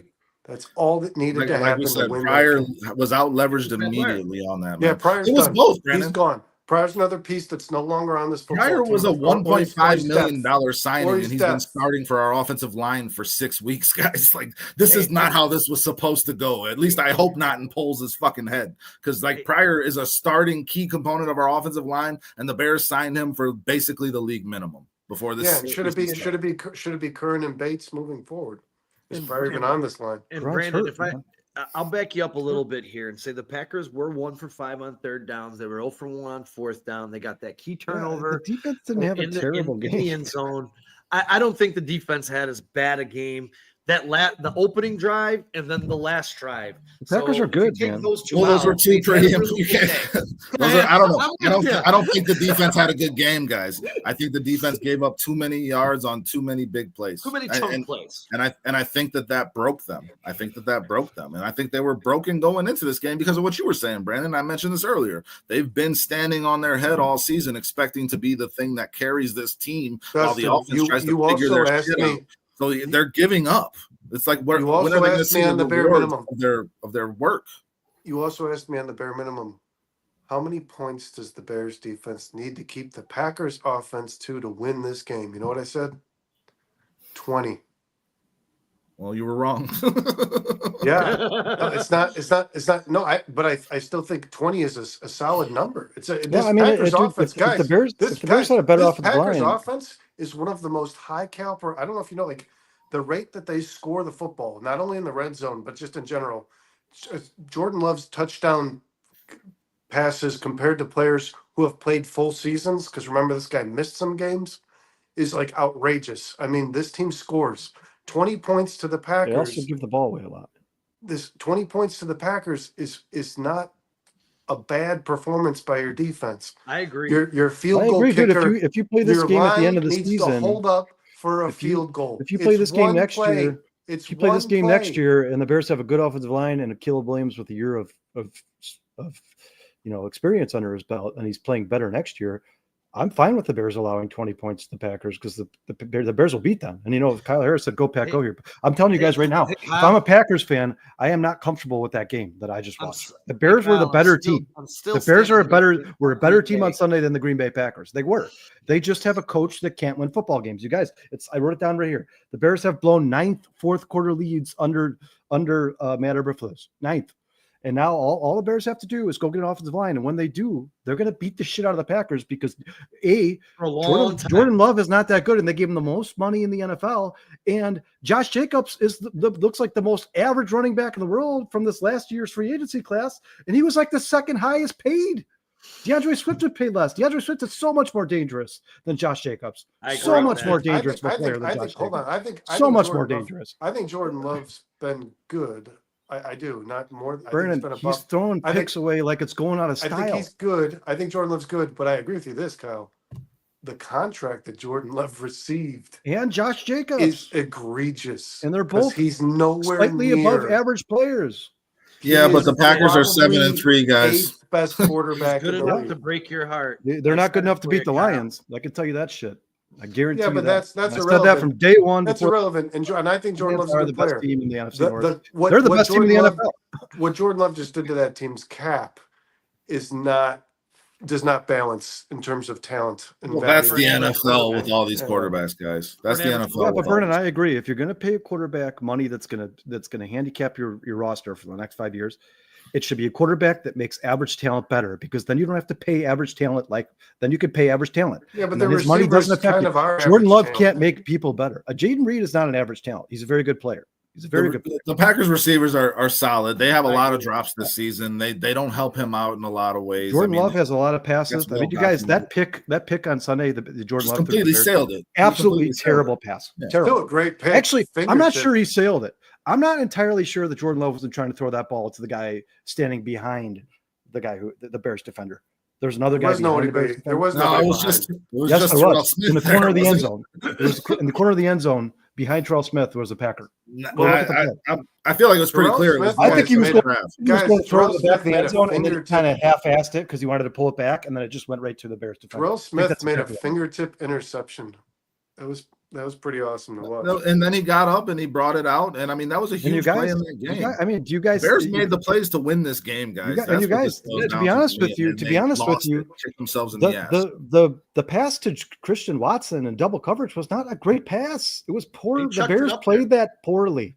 Yes, that ball gets picked over 50% of the time. That ball gets picked over 50% of the time. Exactly. Good quarterbacks throw good 50-50 balls, guys. You guys don't ever kind of give that like with Russell Wilson on the Steelers. All right, but Dustin, you're now talking about a quarterback that has the most interceptions in the NFL. You got to give your guy. How good is he at 50-50 balls? I mean, he's good. He has the most interceptions in the NFL. They're good enough to be 7-3, guys. He's good enough to beat the Bears, dude. You think so? The Patriots beat the shit out of the Bears. The Packers barely beat them. The Patriots beat the shit out of them, dude. They got lucky. They beat the shit out really of quick, I wanted to touch on Zach really quick on that last comment. What did he say on that last one? Swift is not an every down back. He doesn't have to be. If you watched the game yesterday, he needs to be exactly what he is. Dude, I'm not saying Josh Jacobs is a bad player. He just doesn't. There's nothing about him that's like awe-inspiring to me. Absolutely. I watched really impressive about. What's really impressive about Jacobs lately, guys, is how involved he's been in the passing game and how well he's executed that, because he kind of lost. He had that a couple years ago, and he kind of lost it last year. I think Josh Jacobs is a good player. I just don't think he's worth the money the Packers. I would rather, if I were the Packers, I would rather have had Aaron Jones or DeAndre Swift. That's just me. That's all I'm saying. No, I would have kept Aaron Jones if I was the Packers. I would for a lot less money. On Josh for Jacobs, a lot. The Packers are elite lately. The last offseason, the Packers did a lot of things that Bears fans are not used to the Green Bay Packers doing. That's all I'm saying. And Dustin said this in a text strand yesterday. I'll say it again to Kyle Harris and every other Packers fan. You guys, great. You beat the Bears. The Bears were in a downslide. They lost 3 in a row. They had just fired their offensive coordinator. Their offensive line is the worst in the NFL. Great. You beat them by what, 1 point? I'm telling you, the Packers are very, very – this is not Aaron Rodgers, Brett Favre anymore. This is a very beautiful or beatable – slightly above average team. The Packers have a beatable quarterback. Yes, and when the Bears get an offensive line, they're going to beat them. They're going to beat them. Next year, they're going to beat them. Because Love will give you the ball. Think about this. He's always going to. Think about this. I watched the game with Kyle Harris, the Packers fan, and he said to me, I told everybody the Bears would be competitive in Soldier Field, but when it comes to Lambeau, the Bears will get crushed. And I said to him, that's the last game of the season. I think the Bears will beat them. If health is on the Bears' side and Caleb is progressing with Thomas Brown, I think the Bears could beat them. Is there a chance that the Bears prevent the Packers from a playoff appearance on the very final game of the NFL That would be season? one silver lining of this season if that were to happen. Let's keep that. Matteberflus already had his chance. Because the Vikings, guys, the Vikings might finish ahead of this Packers team. There's a chance the Vikings finish ahead of this Packers team. Like the Vikings member of the chat. Hold on, what did you just say, Brandon? Guys, is this a new member of the chat? Ryan? Yes. I think so. Ryan, thanks. Give him a clap. Thanks for joining us, Ryan. He says, watch the Bears pull off an upset. That would be awesome. Thanks, Ryan. Thanks for joining us. Hit that like button. Make sure you subscribe. There's no way Packers fans are happy that the Bears moved on from Justin Fields and drafted Caleb. They shouldn't be. They shouldn't be. I said the Packers or the Vikings will probably finish with a better record than the Packers. Oh, I thought you said the Bears. I was like, bro, you got to put that. No, the Vikings keep winning games. The Vikings look very suspect. I'm going to tell you this right now. Brandon. Their schedule Bears are beating Minnesota next weekend. The Minnesota plays what? Bears are beating Minnesota next weekend. The Bears are beating Minnesota next weekend. I can get with that. Put your fucking money on it. I guarantee you. I can get with that. They do not play well in at Soldier Field. They got lucky last year on a 17-13 victory right before the bye. The Bears are going to beat the Vikings next week in Soldier Field. It's the only game I see that they can possibly win. Maybe if we get lucky in Green Bay. Bears are beating Minnesota. Who wins today, Minnesota or New England? What's that? Who wins in a game versus each other, Minnesota or New England? I don't give a shit. Who do you think? Divisional games are always different, guys. Divisional games are always a different thing. We always seem to forget that going. I'll make you a personal bet. I'll take the Bears. You could even have the fucking spread. The Bears are winning this Sunday against the Minnesota Vikings at Soldier. You got a lot of confidence, man. Eberflus and the Chicago Bears to beat Minnesota there, bud. Who's the better football team, the Packers or the Vikings? The Packers. Sean, if the Bears and the Vikings are tied with 2 minutes left of the game, will Matt Eberflus fuck up the game? Of course. I don't think it's going to be tied. Of course. I don't think absolutely. Hold on. Let's talk. I wanted to touch on this, guys. I wanted to touch on what we're talking about right now. The Bears are 4-6. Were it not for that awful Hail Mary that has destroyed this season, guys, that is the turning point of this season. I think we all can agree on that. Were it not for that play and were it not for this blocked field goal yesterday, this Bears team would be 6-4. Now, if this Bears team was 6-4, those two plays go the Bears' way instead of going the other team's way.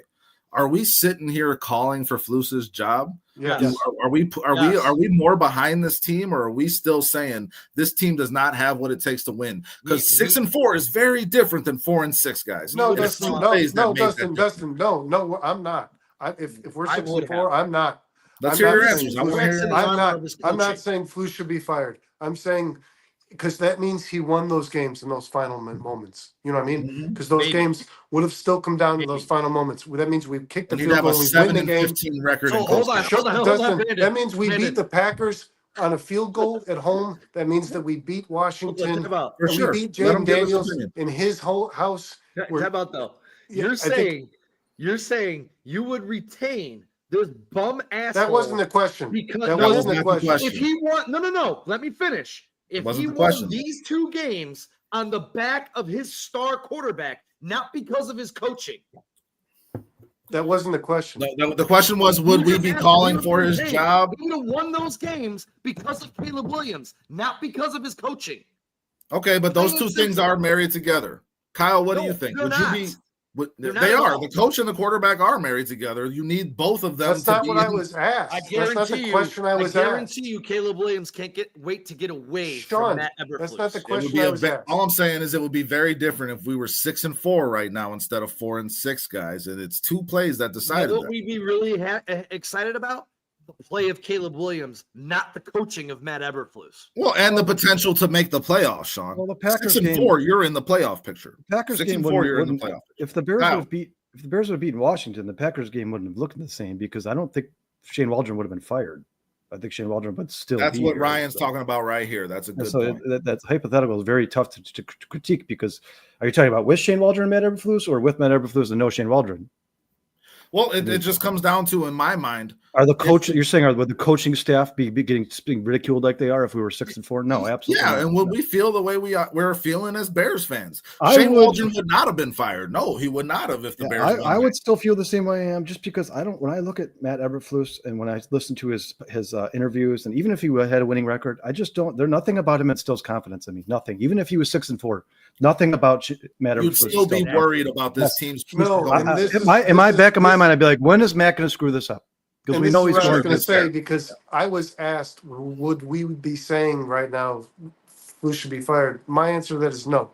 If he won after the bye week and he beat, a fair answer, Brandon. And he beat the Green Bay Packers, no, I wouldn't. Let's say he won after the bye week against the Commanders. He lost to the Cardinals. They got their ass kicked. Lost all around. They lost to the Patriots at home. That would have obviously right there. I'd be the worst. And then he beat the Packers. The worst thing for sure. Then he beat the Packers. I would be saying this. Flus will be terminated at the end of the season, but he shouldn't be fired today. And now, I think he should be fired now. Because my question for all he's about to get a stern talk today. Hold on. Let's get into this. My question to all three of you is what's the con? Convince me that he should. I agree, Brandon. There's no one that's going to convince you of that, Brandon. What happens if he is? None of us are arguing. What happens if he is? No, I agree. You keep doing this, asking this question like someone's going to put up an argument against it. No one's going to put up an argument against it, Brandon. Yeah, dude, he should be fired. I think he'd be sending the right message to the team.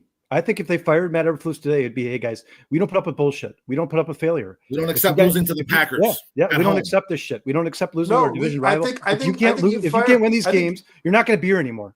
Kyle, that would be my message would be to the team. And he's shown that he cannot win these games. Kyle, you know what? We have a big enough sample size that shows that he cannot win these games. And Ryan Poles needs to fire him and then go address the team and say, hey, we don't accept mediocrity. And if you give us mediocrity, your ass is going home too. Yeah, Tyreek, you can follow him out if you do one more stupid thing. You know what I think? Ryan Poles takes the leadership into a room and he says this. He fires Matt Eberflus and he says this. I think this is a good football team. And I think if there's a win column, there's a loss column, and on this football team, there's another little column that's coach's loss. And in that column, guys, right now, of the 6 losses the Bears have, I think at least fucking 3 of those games you put in that column and you tell your football team you might have lost 3 games this season on execution. No, it's 4. It's Colts, it's Patriots, it's Commanders, the Patriots, and it's the Packers. The Patriots, you could definitely give some of the banged up offensive line. And you tell your players, we got Matt is gone, and we are trying to see to it that your guys' efforts don't end in losing efforts because of your coaches. You're not coached into a loss. That's what we want to do here. So, and you know what? I would make Eric Washington the head coach of this football team, and I would, because that guy's like in his 50s. That makes more sense to me. And I would just allow Thomas Brown to continue to do what he's doing, and I let Eric Washington make calls in big moments We like were the just ones we've talking seen about how this this season. defensive line has 5 sacks in 3 games, man.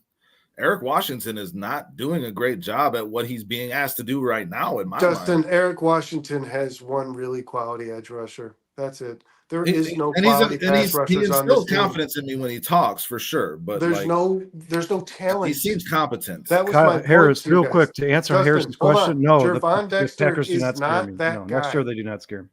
Gervon Dexter is not that guy. He's not that monster. You have Montez Sweat is all Eric Washington has to his guys. I'm sorry. Comment. Booker needs to develop off the football field. I'm going to keep saying that. That needs to keep him away from the football. They did it on Sunday against the Packers. Booker didn't even play. I don't even know if he played. Harris says if the Bears and Caleb get better, why wouldn't Love and Green Bay get better? We're not saying that won't happen, but Caleb is a better quarterback than Jordan Love, and he will get better than Jordan and Love. Eventually, Caleb Williams will have a better head-to-head record against the Packers or against everybody because I believe Caleb Williams is going to be one of the best quarterbacks in the NFL. So he's going to have a good head-to-head record against everybody, but particularly the Packers if Jordan Love keeps throwing the ball to the other team. Kyle, yes, more importantly, Kyle. They do not scare me in any way, shape, or form. The Lions scare me. You know why? Because with the exception of one game this year, the Lions don't turn the ball over. They're the most disciplined team in the NFL this year. Let's talk about that too. Kyle, the difference here and when it comes to believing in somebody being an elite franchise quarterback and growing a football team to success, Caleb is a rookie quarterback who's pressured more often than Jordan Love, and he hasn't turned the ball over in 4 games. Yes, exactly. And he's gotten his ass kicked. Jordan Love gives the ball away to everybody. Sean, that's got to discourage you for their long-term success. You have to believe that Caleb Williams, with the right leadership, could be a better player than Jordan Love because he already kind of is. Well, Kyle's not going to believe that, so we all know that. Sean, I want you to comment on this comment here, man, because I think this is right up your alley. This comment from Ryan here. Committed to his friendships. I think Eberflus is more committed to his friendships. Chris Morgan. He's talking about his friendship with Eberflus, is he not? Polls is showing he's more committed to his friendship rather than changing the organization. He's talking about all of them. He's talking about all of them. Yeah, but I don't think that's a polls thing. That's an organizational thing. We've learned this. They don't fire coaches. So what's going to make that change? Just because him and Poles are friends? Poles has a job to protect. If Poles feels getting this clown out of here to protect his job would be the best thing to do, which I'm pretty sure he probably feels that way. I agree, Sean. The Bears aren't letting him fire Matt Eberflus. Yeah, I agree 100%. And they're probably saying something like, you wanted this guy last year. Now you want to fire him? And he's like, I know I did, but yes, I do want to fire him. I do want to fire him. I want to fire him right now. I think Poles right now, 10 games, 11 games into the season, is realizing his biggest mistake was retaining this guy 11 months ago. And there's nothing he can do to backtrack that at this moment. I'll guarantee this. It could be a decision that tanks his career. Kyle, don't get it twisted. Kyle Harris. Matt Eberflus's relationship with Karan Amagaji's dad is what got him drafted by the Bears. I know that for a fact. Matt Eberflus came out and said that. He came out and said it. The reason that Karan's on this team, even injured left tackle from Yale is on this team, is because he plays golf with his dad every Sunday for the last 10 years. That's why he's on this team. I know that for a fact. And I'll be honest with that whole Karan Amagaji. I know you guys are big fans, and maybe he was, a projected 3rd round pick.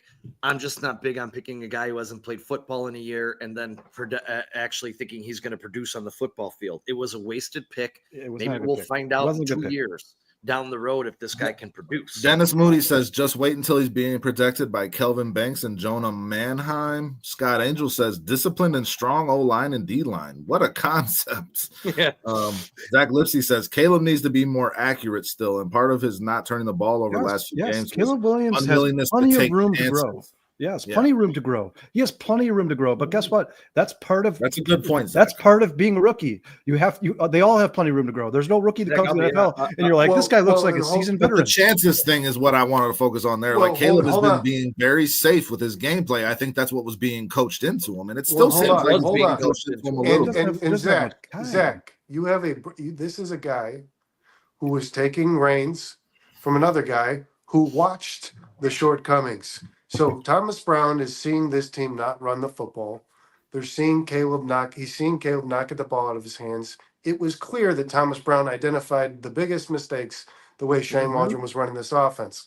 What Thomas Brown did was make Caleb comfortable. So you have to believe, Zach, from this point moving forward, Thomas is going to open more and more of this up. If this continues to work and grow, Depending on the offensive line. Depending on the offensive line, yes, Kyle, that's what I was going to say. Well, no, you're the still quick going passes to are still going to be open there. up some passes downfield. You're going. Yeah, but you're gonna- Brendan, if you lose Braxton Jones and Darnell Wright again, Here, you can't let him get sacked the 9 times. point that I'm making, guys, let's say the offensive line remains the same. The point is, if you get the quarterback just feels more comfortable, you give him more responsibility. We saw that That's the yesterday. way this goes. That's the way this Fourth development thing on goes. 4th down and 3, guys, they're throwing that back shoulder down the field throw to Roma Dunze on 4th down and 3. They put the ball in Caleb's hands with the game on the line, like you mentioned it earlier, Sean. That throw was a big time fucking throw. So that's what you're talking about, Brandon. They developed that comfort throughout the game, and they got a comfort in Caleb, and then they trusted him to make a huge play when it counted the most, and he made it. He was huge called, all that's, game. that's, hey, and there's a word for that. That's called development. Well, you want to know the truth too. game. With this game plan in the offense, there was a lot less miscommunication, a lot less pre-snap penalties yesterday. Caleb Williams wasn't doing as much at the line, man. Not nearly as much. It also wasn't a super predictable offense. And I think so the offense was super predictable for defenses over the past couple of weeks. Would I be wrong? Or the offense? Clearly they were. It was clear what they were doing, and it was clear that it wasn't working. And defense. I mean, the Patriots players came out and were like, "Oh, we knew it. They were doing the same thing over and over, so we just kept doing the same thing The back." Packers had no idea this weekend. Yeah, that's what I'm saying. What I'm saying is, I'm a Packers fan. I watched that game on Sunday. I'm happy we won. I'm like, oh yeah, the Packers won. Ultimately, I'm not happy with my team's performance during the game because the Bears were the better team. The Bears were a better team than the Green Bay Packers. I don't want to dive too deep into it, but some of the stuff Thomas Brown drew up, some of the trips on one side of the field or the other, and running a quick crossing screen route, basically to just a bunch of blocking in front, and then Kyle, you aforementioned the QB sneaks in big moments of the game. The QB where the draw. Those weren't QB sneaks, guys. Those were RPOs. Not sneaks. Yes. The run play options drawn up for Caleb that worked, and that stuff, man. Good. If you're a young play caller and you're looking to aspire and get yourself a future job in this league, that guy took chances. Does anybody know how many first downs did Caleb Williams run for? It was at least 3. Three, I believe. Yeah, at least. That's huge. That's huge. You guys, last week, that's a turnover on downs or whatever. With those were back-breaking plays for that Packers defense. Yeah, that when Caleb was doing that fake draw and then runs to the left side of Braxton Jones. And then Caleb was doing this. That was killing them. That was killing the Packers. They were like, first down. He was rubbing it in their face. That really wore down that Packers down when he walked over to the sideline and said, "Hell no, we're going for this." That was the most important. That was awesome. He was screaming, dude. He's like, "No, we're staying on the field." You could hear him. On Eberflus would have punted the ball. Well, 100%. Our rookie quarterback said, "No, dude, that is not the thing to do here. Put your faith in me. I will make it happen." That's why, Dustin. He had to give that to the head coach. Dustin, our rookie quarterback. That's why you fired him today. You fired this guy today. Dustin. That's why even if they won that game, if they were 6-4, if you see in that shit when they're 6-4, where Caleb's like, "Dude, Matt, you're wrong. I got this." That yes, he needs to be fired. I don't care. Guys, I got a question here from Dennis. Let me coach the team. I want to. Here comes the rabbit hole, boys. I want to give Dennis Moody his time of the day here with his question. Do you bring in a Ben Johnson or Bobby Slowick or a proven head coach like Mike Vrabel? I'm sure he's heard us talk about this before. We all have differing opinions on it, but at the end of the day, I think all of these options are better than what we currently have. I really do. Yes. Now, I will take the proven Vrabel guy. I think that someone needs to bring a culture to this team and someone that's not going to be, poisoned by this franchise. I was thinking about this the other day. Because, we've always had this discussion about, do you bring in a proven head coach or a rookie head coach? Dustin, let me ask you this. What if the Bears brought in Ben Johnson, and then I'm not saying obviously it's all up to Ben Johnson, it's totally up to him, and then he hires a bunch of proven coaches that have coached in the NFL for years, like a guy like Mike Vrabel as his defensive coordinator. I'm not saying it's a possibility. Yeah. I know it's not a possibility, but say guys like that, guys where he's like, I'm going to lean on their experience for that. There's no on their experience. Well, the guy Sean likes could be a defensive coordinator. Robert Saleh could be a defensive coordinator. Yeah, and he can lean on his experience. Kanye West, guys, has posted this a couple times now, so I just want to read it. Some coaches playing checkers while others are playing chess, and here we have Flus struggling to play tic-tac-toe. Can I ask you guys a question? He's losing to a 6-year-old at tic-tac-toe, guys. Yes. Can I ask you a question? Yes. Let's exclude proven coaches, former NFL head coaches, because there's going to be a lot of those applying for jobs this year, right? We know that, like the Mike McCarthy's of the league. The Bill Belichick's, from Mike Vrabel's. But if they hire Mike McCarthy, I'm moving to Canada. Rookie coaches. Ben Johnson is an incredible offensive mind in this league, but he has the best offensive line in football, which his GM put together for him. Is a guy like Liam Cohen, whose offensive line I think falls like between 15th and 20, and he lost his two best receivers, and Baker's still throwing like 300-something yards and 2 TDs. Yeah, but they're losing. I don't want a rookie head coach. They are. I know you don't, Dustin, but if you did. Hey, Brandon, I know you're not going to like this, but just like everyone was fooled by Waldron because Dave Canellis was there before him, Dave Canellis. Very good point, Ryan. Baker Mayfield, my friend. Dave Canellis is a genius of a coach.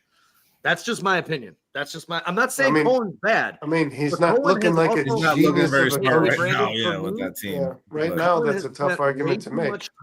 He's looking like a might be fired coach. I mean, if the Browns, that's what I'm afraid of, guys. Carolina, if the Browns fire Kevin Stefanski, you need to hire Kevin Stefanski. You need to hire Kevin Stefanski. Dude, you won 2 Coach of the Year awards on the most disorganized, the worst organization in football. If he becomes available, Coach of the Year awards on the Browns. Kevin Stefanski is actually, and Kevin Stefanski is actually someone who could bring you Vrabel if Vrabel doesn't get a head coach. I agree. They have a very good relationship. I said to a guy at work, asked me, who do you want?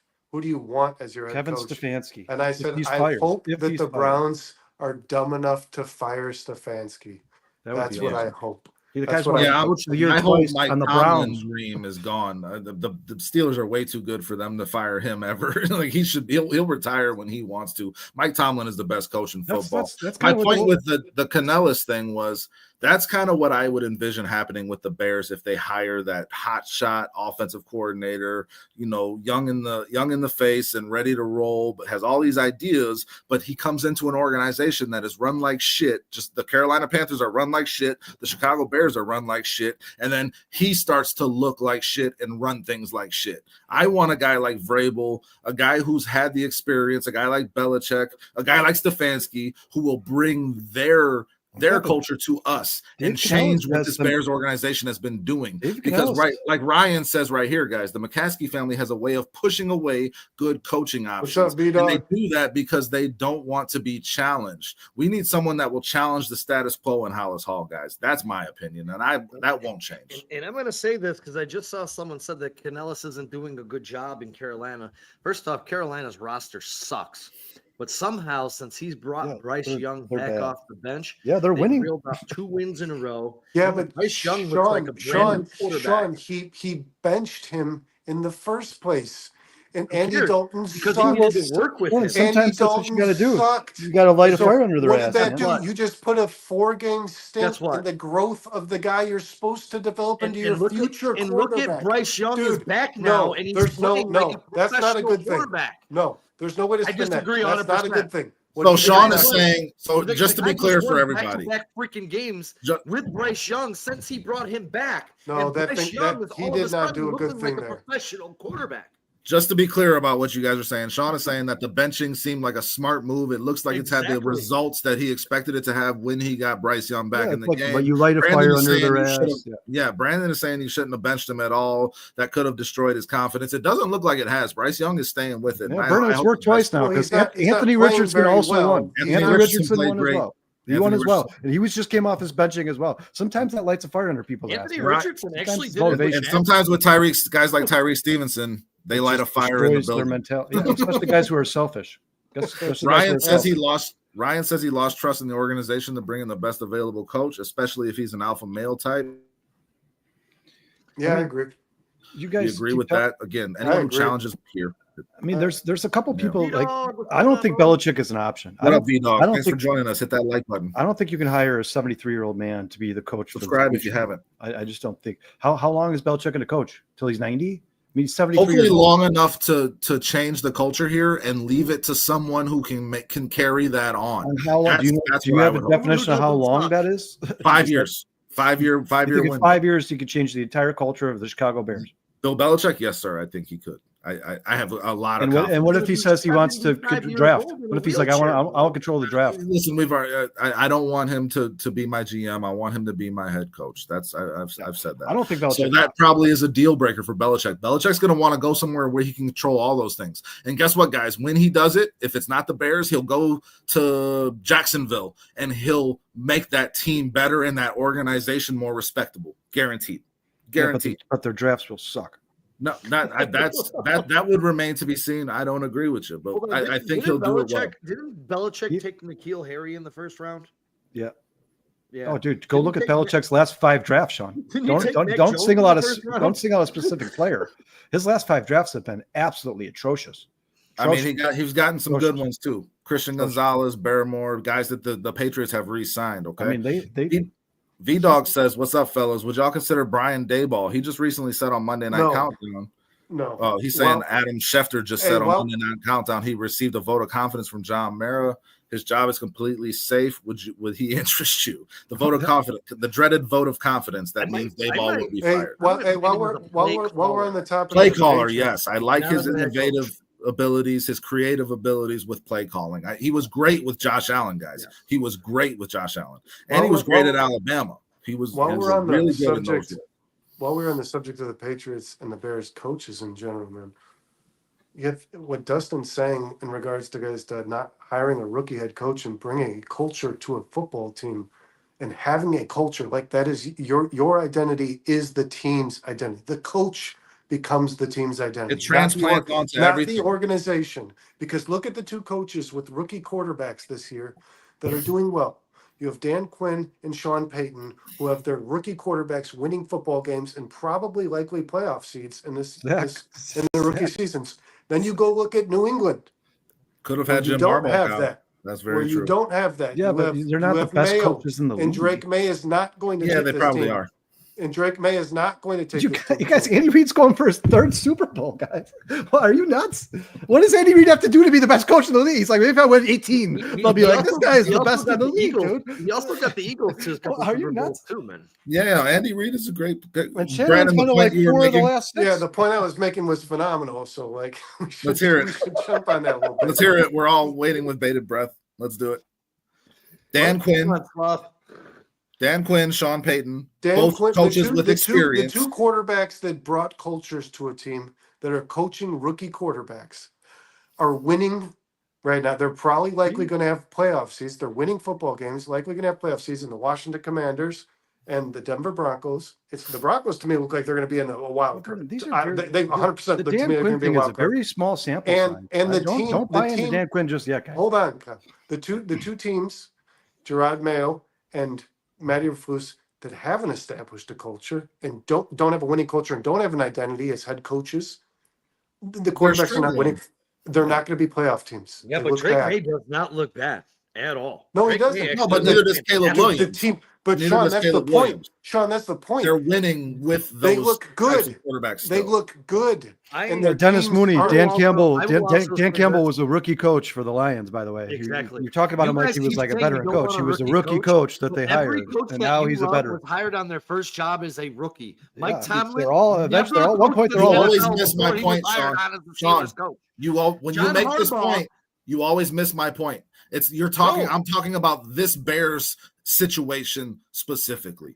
This Chicago Bears franchise needs something. The Detroit Lions situation. It's just the dysfunction is just impenetrable, dude. Dustin, the Lions were dysfunctional. Dustin, They are were you dysfunctional. insane? They were. Are you Before they insane? hired Dan Campbell. And they got Lions lucky. are the most Again, dysfunctional my organization point is in the football. odds are much lower that you will find that guy in a rookie head coach than a I veteran. give you 10 off The the top of odds. my head, I'll bro. eliminate the odds. Yeah, Sean There's McVay no did it with the need to Rams. scream. Dan Campbell Don't did it break with the your Lions. microphone, Both those organizations were terrible when they got there. Kyle, hold on. Sean, Kyle, right here. It's not Right a here. good Hold on. analogy, bro. Sean, It's just hold not. on. Guys, It's not an Hold on. analogy at all. Here, It's I will very give you this. it's Dan my Quinn's theory. success It's not is an off of analogy Cliff at all. Kingsbury. He is not coaching up Guys, Jaden Daniels. hey, That is hold Cliff on. Kingsbury all damn day. So get Hold off on. of Dan Quinn's coattails saying he's the one coaching Stop up changing. Jaden Stop. Hold Daniels. on. Hold It's on. not true. Hold on. Stop changing. Stop changing the chat. The ownership. Sean, Kyle. The point that me and Dustin have tried to You make guys are for insane. weeks. For weeks, the ownership, a rookie coach can succeed like Dan Campbell, even in a bad organization.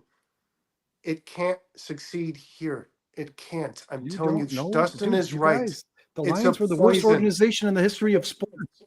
Sports. The Lions were very Sports. bad, guys. And I'm not Sports. saying that they didn't get it right with 0-16, Campbell. Brandon. I'm not saying that the Bears 0-16. couldn't get it right with a guy like Campbell. All I'm saying is that I don't like the odds of taking that chance with this team. I want something that's more secure that It I doesn't can matter what we believe. want, guys, because ultimately it's what Ryan Poles wants, and I think he wants an offensive mind to go V-Dog help has a his rookie V-Dog has a quarterback that he comment. just drafted #1 overall. I think that's what Ryan Poles is looking for. Who can get the most out of Caleb Williams? And I guarantee you guys, when he hires his coach, that's what it's going to come down to. Well, I think- who's your offensive coordinator, Mike Vrabel?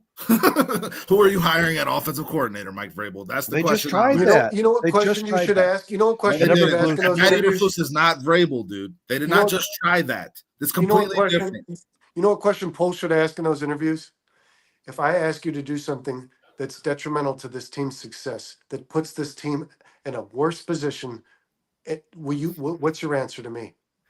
If you can tell this organization, if you can tell Ryan Poles and George McCaskey for the better of this team, no, this Well, is I'll how tell you we're guys this doing right it. now. You They're going to gave me hire an this offensive job. minded head coach. This I don't is know if he's how going to I'm be a doing veteran it. or not, but he's going to be an offensive No. minded head coach. I promise. Guys, there's some good comments on what we're talking about here. Let's run through those real quick. Yo, Sean, FYI, I got some V-Dog doesn't like you, dude. Why not? He's always challenging Sean. Every show No, he's we're on, not he's challenging him. He's just giving him some information. I got people I trust around the Bears, and they told me George McCaskey and Kevin Warren ain't rocking with Flus. They never did, and they would be open to putting up money for Vrabel. They obviously did rock with Flus because they retained his dumbass. I hate to tell you, That was 11 George's months ago, guy. they Justin, decided to rock Justin, with it doesn't Matteberflus. say Vrabel. It says a viable game. Viable GC. A viable Hey, game and again, call, and again, a viable V-Dog, GC Yeah, I don't They know what you 11 see. months ago they rocked with him. head Time out. coach. HC. Yeah. The viable head coach. Thank you, Kyle. And then we got Zach Lipsy here saying Andy Reid has the refs in his pocket. How many controversial calls have they had to go their favor the last few years? He's great, but he couldn't do what Tomlin is doing in Pittsburgh. I agree with that. I really do. I don't agree with that because there's no way you could ever don't possibly agree know with that. that You don't know what Andy Reid would Tomlin- do in Pittsburgh. Hold on. Tomlin Time out. gets a lot out of a little. He's demonstrated that. I Andy- love his Andy ability Reid- to make Andy his Reid players the best. Andy Reid never skipped a beat Andy in Reid made Philadelphia, Donovan and he- McNabb look like he went to the Pro Bowl like 8 years in a row. I highly disagree with that. Donovan I- McNabb was Andy one of Reid the is best coach quarterbacks in the league for years, and I don't think that was just Andy Reid, to be honest. But I think Andy Reid's a great head coach. They're top three. They're all top three. I don't care about your order. How many Those Super guys are Bowls does top three. Tomlin have? How many? I'm asking sincerely. How many does he have? One. How long did he have Ben Roethlisberger? I'm asking sincerely. I'm not. This is not like. How long was he? like Mike Vrabel there 15 with Ben years. Roethlisberger? Like 8-9 years. No, When not did longer than that, dude. he came with them to them in 2008? So in Oh, Roethlisberger- yeah. Listen, I'm not saying he's not a good coach, but I mean, you would like to have seen them win another, or at least be involved in a couple more Super Bowls with Ben Roethlisberger is one of the best players of his time, Dustin. One of the best in his time. I don't. Sure. I love Tomlin's Big a Ben. really good coach. I don't think he's a better coach than Andy Reid. I think they're all top three. I don't care about your order. Honestly, I would take any of those guys. Dennis Moody says you're right. I'm saying a disciplinary head coach with a brilliant offensive coordinator is better than a good OC taking over the reins for all of it. That's all I'm saying. Hey, That's well said. hold on. Dennis says, I can barely hear the guy with the Christmas tree. Is your mic Yeah, on? the mic kind of went a little low after we had our exchange. Is it still low? Can you hear me now? It's a little better. It's a little better. You keep leaning back. You just gotta stay. Dennis also says Vrabel knows how to build an O-line. Thank you, Dennis, for your comments. I Brian don't says, know I how much- I personally don't know how much Vrabel has to do with it. Vrabel was there when they drafted Nate Davis. What the fuck? Well, Nate Davis was actually decent on the Titans, guys. He was not And- good. and Dude, Mike Hold on, hold on, Mike hold Vrabel on. hated How him. much? Hold on. Vrabel How much is hated him. Mike Vrabel drafting the offensive line? I mean, How much- yeah, how much- that's how he's much a control is Mike guy. The head Vrabel coach, have the over head that? coach is involved in every single pick. I just think that Vrabel I think the bigger point is that Vrabel understands what winning football is, and he has a certain way he wants to do it, and part of that is running the football down And people's you guys, throats. and we could sit here and have this Thank you, discussion Dennis. about which coaches, but ultimately it's all your opinion. So yes, if you think Mike Vrabel, I don't think I would not be disappointed if Mike Vrabel was hired. I want Ben Johnson. I want the smartest offensive mind. That's What up, the MS? general consensus, Ant? not the Bears' smartest offensive mind, the NFL world's general want consensus Stefanski smartest now. offensive mind. I would want Oh. Stefanski too, but he's not fired. So Hey, I don't know. Kyle, you know what's going to happen? All You know what's going speculation. to happen? Thomas Brown's going to be the offensive coach, and they're going to hire a defensive coach. He's going to stay coordinator. He's going to win the job. That would be so Bearsy, Sean. And it's exactly what's going to happen That would because be I could awful. totally see this right now. That would be awful.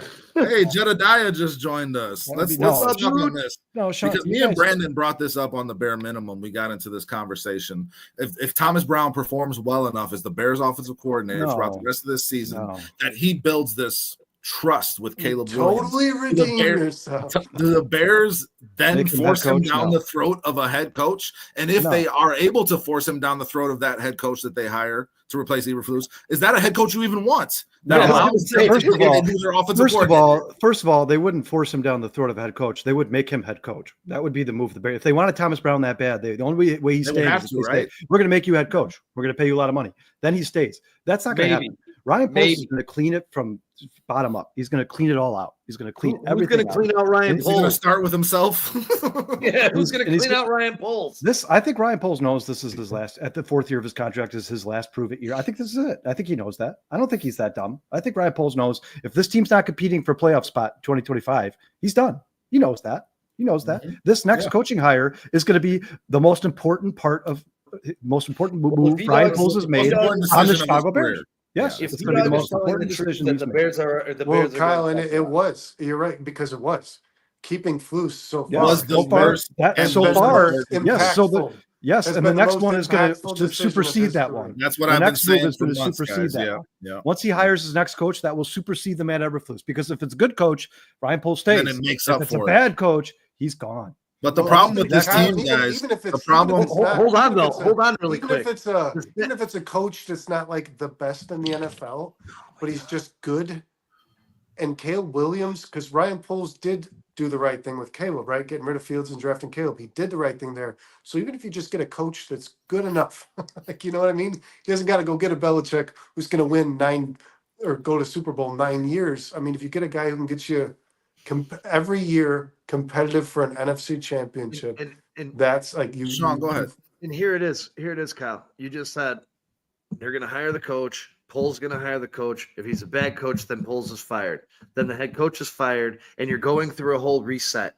You reset it this year and set a foundation for Caleb Williams. Ryan Poles. We've talked Let's. about it. You want to It's not start gonna listing happen. Ryan Poles fuck It's not ups gonna because happen. the list is a lot longer than Okay, successes, but it's not dude. gonna I happen. don't care. It's not Let's gonna talk about happen. this. Stop. Let me say this. It's not going to Dude, happen. The biggest. Stop doing it wrong. Uh-huh. Stop Yeah. doing it wrong, Chicago. Okay, Do Sean, it and right.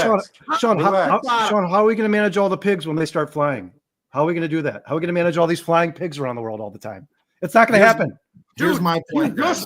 just spent the last 3 years going into 4 years with Ryan Poles. He had a 3-year plan. He drafted a quarterback. Now he Not reset going it. to happen. Again, I can This is the start third going year. down this list. This is the You third do year. not do this again It's for not the going 4th to time happen. in a row. You know Not what's gonna happen. crazy to me, guys, about this franchise Oh My is that God. And you wonder why this franchise sucks because they're going to do it again.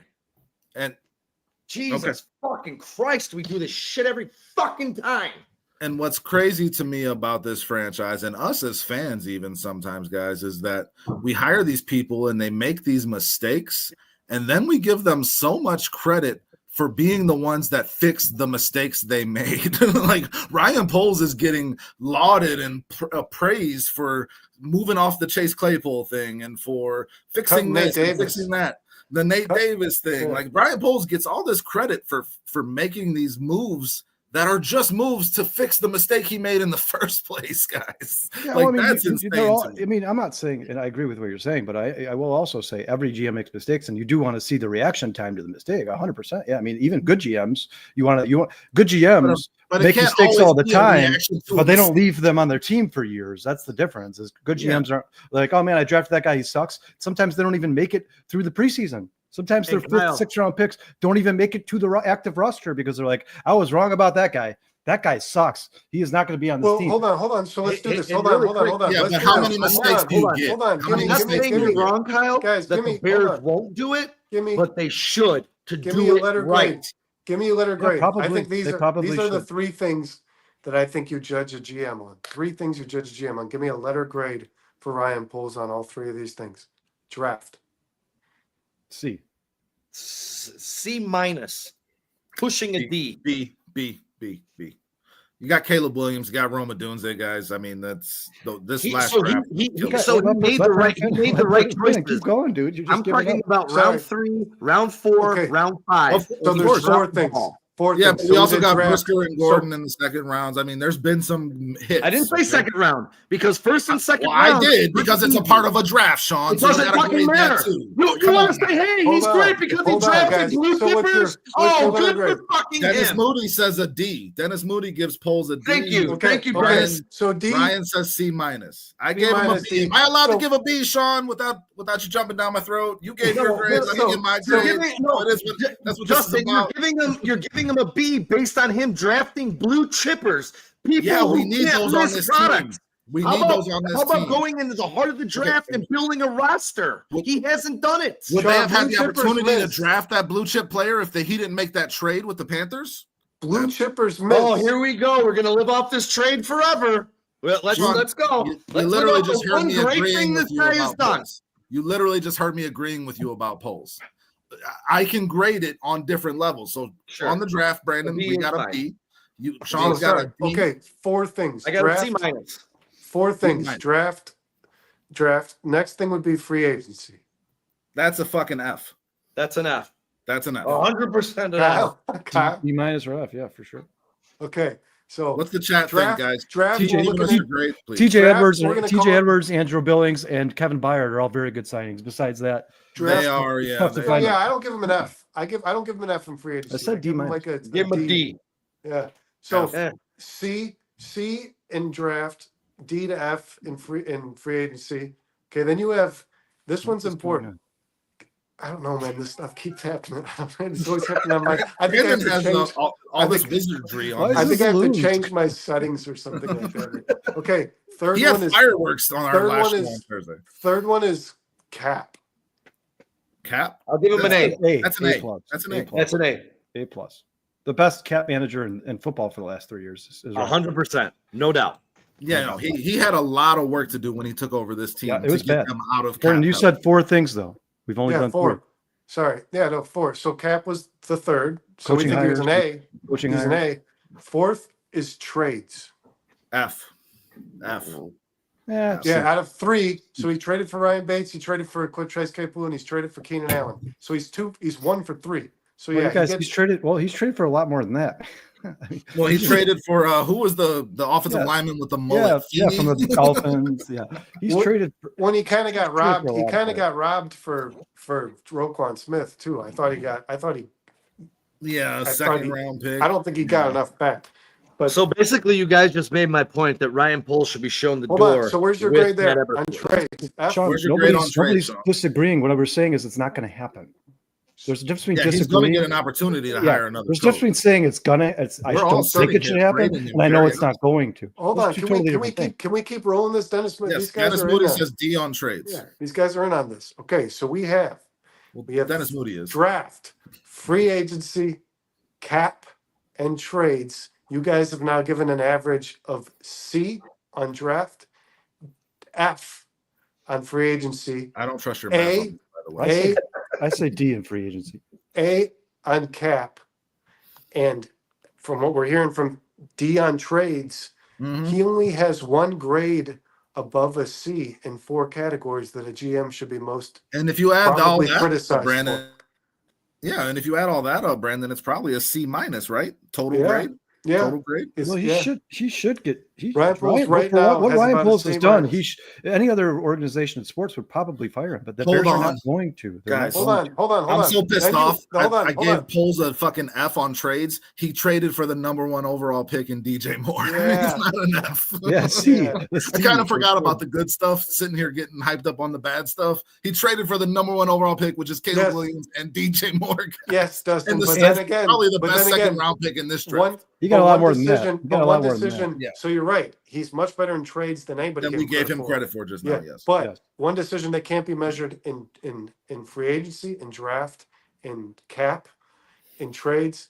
He retained Matt Eberflus. Well, I would So say that's how free much- agency. Hold on. That's free How much agency. letter grade? Yeah, that's part of that. That's F. free agency. Okay, That's part of so that F. so we changed his trades to about a C plus, probably. 'cause I'd they probably were give it a able to- B, honestly. B. Actually, when you look at So- you got so Keenan he's Allen, fallen- you got he's the fallen number at a 1 overall C pick, plus. you got, yeah. Yeah, Keenan Allen was huge.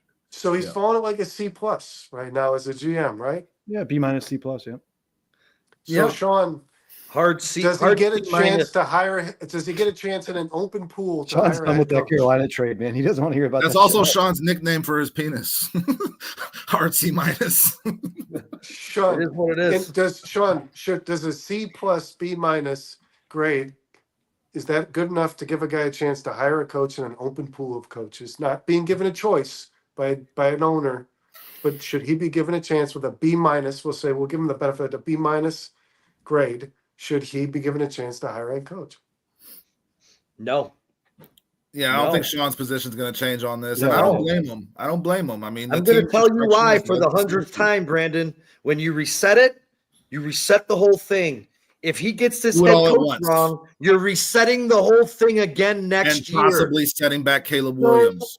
Yeah, Stupid. yeah. It's I agree dumb. with that. I agree It's with that. dumb. That's a good point. Sean. It is. Let me ask you guys It this. is. Just The this best is teams just- do that. Let's just honestly, your honest opinion. I'm not. That's nothing to do with retaining Ryan Poles or not. Of Phil Emery, Ryan Pace, and Ryan Poles, who is the best GM? Oh. Oh man. Oh my God. Phil Emery's the worst. We can say that pretty easily. Ryan Pace It is comes the down to second. Ryan Pace Poles and is Ryan Poles. Ryan Poles is better than Ryan Pace. Ryan Poles is better, yeah. Ryan by a Pace bit. was terrible at draft. So capital. if one of those guys was going to be given the 4th year of their contract, like, hey, you know what, we'll give you one, you've earned it. It would be Ryan Poles. It's like choosing between chlamydia, gonorrhea, and syphilis. It's like- We're not choosing Hal, you didn't make me syphilis. feel much better, I should say. Who's syphilis? Yeah, I mean, Sean, but it is. I mean, you're That's Sean. like You Phil keep Emery. saying, Phil Sean, you Emery keep saying you don't want to said- hear about the Carolina trade anymore, but it's going to be there forever, whether you like it or not. Like, and it's a part of his resume. It's you know easy what? to be like, hey, excluding the Carolina you know what? trade. I Every could be like, time- hey, excluding Every retaining time I that talk to a Eberflus, Bears you know, fan, you can do that's that the either way. basis of Ryan Poles keeping his job. It's the dumbest shit in the world. Well, it'll You be- look at the one good and forget about the 20 bad. The roster is the way the roster First is of all, because he constructed Sean, it like Sean, shit. we can all agree with you, bud, but you're over exaggerating the bad versus the Yeah, good. yeah, you are. Really? Because I have a list. Do you want me to start going through the bad? Yeah, but You got I- another hour?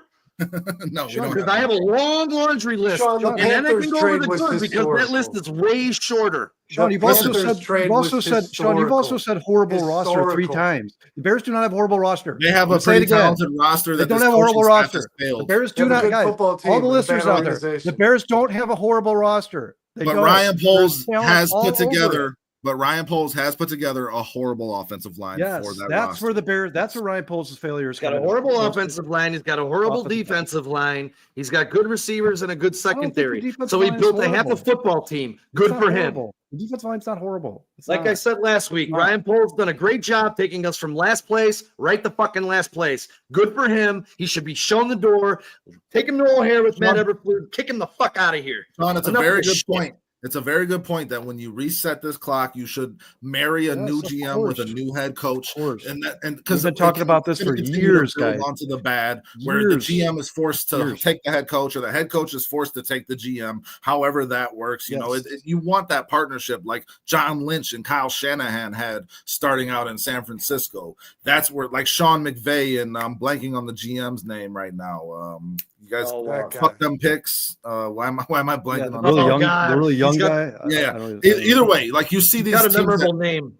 these teams that find success, they marry the GM and the head coach together to start. So Sean, that's a very good point. There's also validity behind the fact that Ryan Poles has done well enough to choose his next head coach. Well, not to mention, man, I don't know if it's going to be the same as next year as it has been the last 2 years, but you also right now you're kind of getting the benefit of 2 GMs. I mean, by all accounts, Ian Cunningham could be a GM at any team in the NFL. He will be this year. He will be this year. Right now, if you retain him and he doesn't decide, if you retain Brian Poles and Ian Cunningham decides to stay, you still have 2 GMs. Yeah, I agree. Yeah, of course they will. Of course they will. They're going to give him a long leash. Absolutely. They do it every year. Why would anything change? Yeah. They do it every time. I mean, it's just here. I'm going to keep running my head into a brick wall. Maybe it won't split my head open, but it will. Like the Bears as an organization. Give a shout out to Ideal Amusements. We're a feudal organization, and we're not getting any better. And doing this wrong is just going to keep us exactly where we are. So Ideal Amusements. Brought to you that segment was that segment right there brought to you by Ideal Amusements. Listen, the Bears are a dysfunctional franchise. Everything that we're dealing with on our Sundays comes back to the process that they have in Halas Hall to make these decisions. And Sean, you want a new decision maker in the building. And I think that I can kind of agree with you, but at the same time, the people above those decision makers that are the real decision makers are the actual problem. And will a GM change any of that? Sean, and to that point that Dustin just made, this is the point I could make to you as a Bears fan. We just talked about Phil Emery and Ryan Pace, right? What I'm saying is McCaskies are always going to screw up the GM hire, always. So maybe Ryan Poles is the least worst of, and this is the best chance we got because their next GM might be Mike McCarthy, like something like that. Like maybe this is the best, maybe Ryan Poles, because if you look at the roster in totality, it's really not that bad of a roster. Now, you're right. He did not build a deep enough roster because what you're going to deal with injuries. Now you're missing Billings. Now you're missing all these offensive linemen, and there's nobody there to take their place. But at the same time, Brandon, he had the most money under the cap. What do you mean he couldn't? He could have built a better roster this offseason. The depth on this depth takes years. You're both right. You're both right. He couldn't have done time. it. He couldn't have done it in the amount of time that he was allotted. But at the same time, Vernon, he could have done better. Instead of the $1.5 million Matt Pryor and the Coleman Shelton, go get one more blue chip player. Yeah, so you got DeAndre Swift. Go get one more. All the guy that was out there was Connor Williams, who's done, right? You don't see a lot of the options were limited by the time the Bears got the real options. The real year he screwed up. Well, they didn't sit on their hands. They targeted different things. But you don't targeted wrong things. You don't, guys. Where is the depth missing the most? Where the starters are worst? Yeah, it's the offensive line. Yeah. And defensive and across from Sweat. Where their starters are the worst is where the depth is the worst, because I'm going to tell you this right now. Ryan Poles will address the starter at that position before you ever get depth there. So don't expect if DeMarcus Walker is bad, his depth's going to be great, or he'd be the fucking starter. Well, that's also bad team management. Positions and teams that sounds like terrible team. You're only bringing validation to my point, Brandon. So thank you. No, you don't get depth at positions. You don't go after depth. Sean, the depth that Ryan Poles has been able to establish over the course of 3 years is at the wide receiver position, at the secondary position. You don't get depth across the board in 3 seasons. So you get across the board before you're starting roster. You're bringing validation to my point. You don't get built the team wrong. Yeah, but you have to be. You have to. Sean, you win in the trenches in the NFL, dude. It's pretty freaking simple, man. He built outside to ensure a solid depth. Brandon, you know that. To ensure a good depth of a football team, a GM has to be there for an extended amount of time. It doesn't work that way. Did he or did he not build this team wrong? Did he Brandon, or did he not? Said it. He's built it from the outside in, and that's not the right way to go. We're talking about. And in 3 years, he hasn't changed that. In 3 years, he hasn't changed that. I think this comment from Ryan is hilarious. Have you heard the comment that Poles picked offensive linemen that reminded him of himself? Undrafted and not talented. He heard that from Sean on the podcast. He has not drafted a starting center yet. V-Dog, would you all rather be George McCaskey, who picks football people and get the fuck out of the way, or Jerry Jones, who's completely involved with everything down to coaching? Let me ask you guys a question. How much? Hold on. McCaskey's out of the way. How much freedom do you guys How much freedom do you guys think that Ryan Poles has in free agency? Wait, I mean, you guys, we all know. We all know he took a run at Saquon Barkley. We all know he took a run at Mike McGlinchey. We all know all this these. comment is great. These huge free agents that he's tried to add, and they're not adding them. Why is Saquon Barkley not a Bear? Well, I think they got beat. I think Saquon, dude. I think Saquon chose the Eagles over the Bears. I think Saquon wanted to beat the shit out of the Giants 2 times a year. Well, Saquon also got a lot more money. Yeah, for sure. V-Dog, I love V-Dog. I love you, man. But would you all rather be George McCaskey, who picks football people and get the fuck out of the way, or Jerry Jones, who's he doesn't get the fuck out of the way? No, George does not get out of the way. He's very involved. V-Dog, George McCaskey is the most forcing decisions on them. George McCaskey is the most compared to Jerry Jones in the NFL. He does not remove his hands from people's pockets. He does not trust the people he hires, which means he shouldn't be in charge of hiring anyone. And he is. So this is the way this works. You have an A, B, C, and D. You have an owner who hires a president, who hires a general manager, who hires a coach. And the Bears do this like C, D, A, B thing where Ryan Poles hired Kevin Warren, and it sounds like George McCaskey basically hired Matt Eberflus. My joke's catching on, guys. Yeah, no, he said, I think he said LOL as soon as you said that. Yeah. Hold on. What was V-Dog saying we were absolutely wrong about? No, they were saying Dennis Moody was saying V-Dog's take on that was wrong. George McCaskey, I believe. I don't want to put words in his mouth, but that's the way it came across. McCaskey is one of the most overbearing owners in all over-involved. 100%. Yeah, and that's the biggest problem with the Bears in my mind. He needs to just get the hell away from it, man. Listen, that comes down to his ego. That's his choice to make. We can't make it for him. No one can make it for him. He has to choose that. He has to say, listen, what I've been doing is not working. Let me hand off the reins and actually get out of the way. Get the fuck out of the way, like V-Dog says, right? And then see if the good people that I hire to do this job can actually do it better without me in their shit. Yeah, that's what he has to decide. And do I feel no one can decide it for him. And we have to start questioning how the interview coaching process is going. Like, hey, would you rather vacation at Machu Picchu or the Poconos? You know, like, is your favorite color pink or blue? Like, I don't know what questions are being asked of these coaches. I don't know how are they finding these guys. Matt Eberflus is like the opposite of a leader of men. Like the opposite. It's awful. Like if you ask me the exact opposite of a leader of men in the NFL, I'd be like Matt Eberflus. Matt Eberflus could not coach a kindergarten class, guys. No, he would be intimidated by kindergarten. HITZ. And then that's supposed to be an S, Matt Eberflus. That's supposed to be an S. And then when somebody tried to hold him accountable, he'd be like, well, it's the kindergartner's fault. The kindergartners just didn't show up today. They didn't execute very well. They got to execute better. You know, but we'll be better next week. Hey, V-Dog, you guys, was the nail in the coffin Caleb Williams yelling at Matt Eberflus? I mean, is that not the nail in the coffin? When you're rookie quarterbacks like, hey, Matt, shut the fuck up. I'm making this decision for you. Here. That's it. This was a nail in the coffin, Kyle. It's done. The Packers scouting report right here that says they knew this guy kicked with a low trajectory and they knew they could block the kick. There you go. That's a nail in the coffin. Well, that's a Richard Hightower thing. And then and Eberflus was asked about, are you self-scouting yourself to see the same thing? No. Kaplan asked him that today. He says, he's like, I believe in Richard Hightower. He takes care of us. I mean, that's all he said. He never answers. Like, have you self-scouted yourself and seen that you have a vulnerability here when you're kicking field goals from a certain range and they expect to be able to block you or have a better chance to block you? It's not like we see Cairo get blocked often, guys.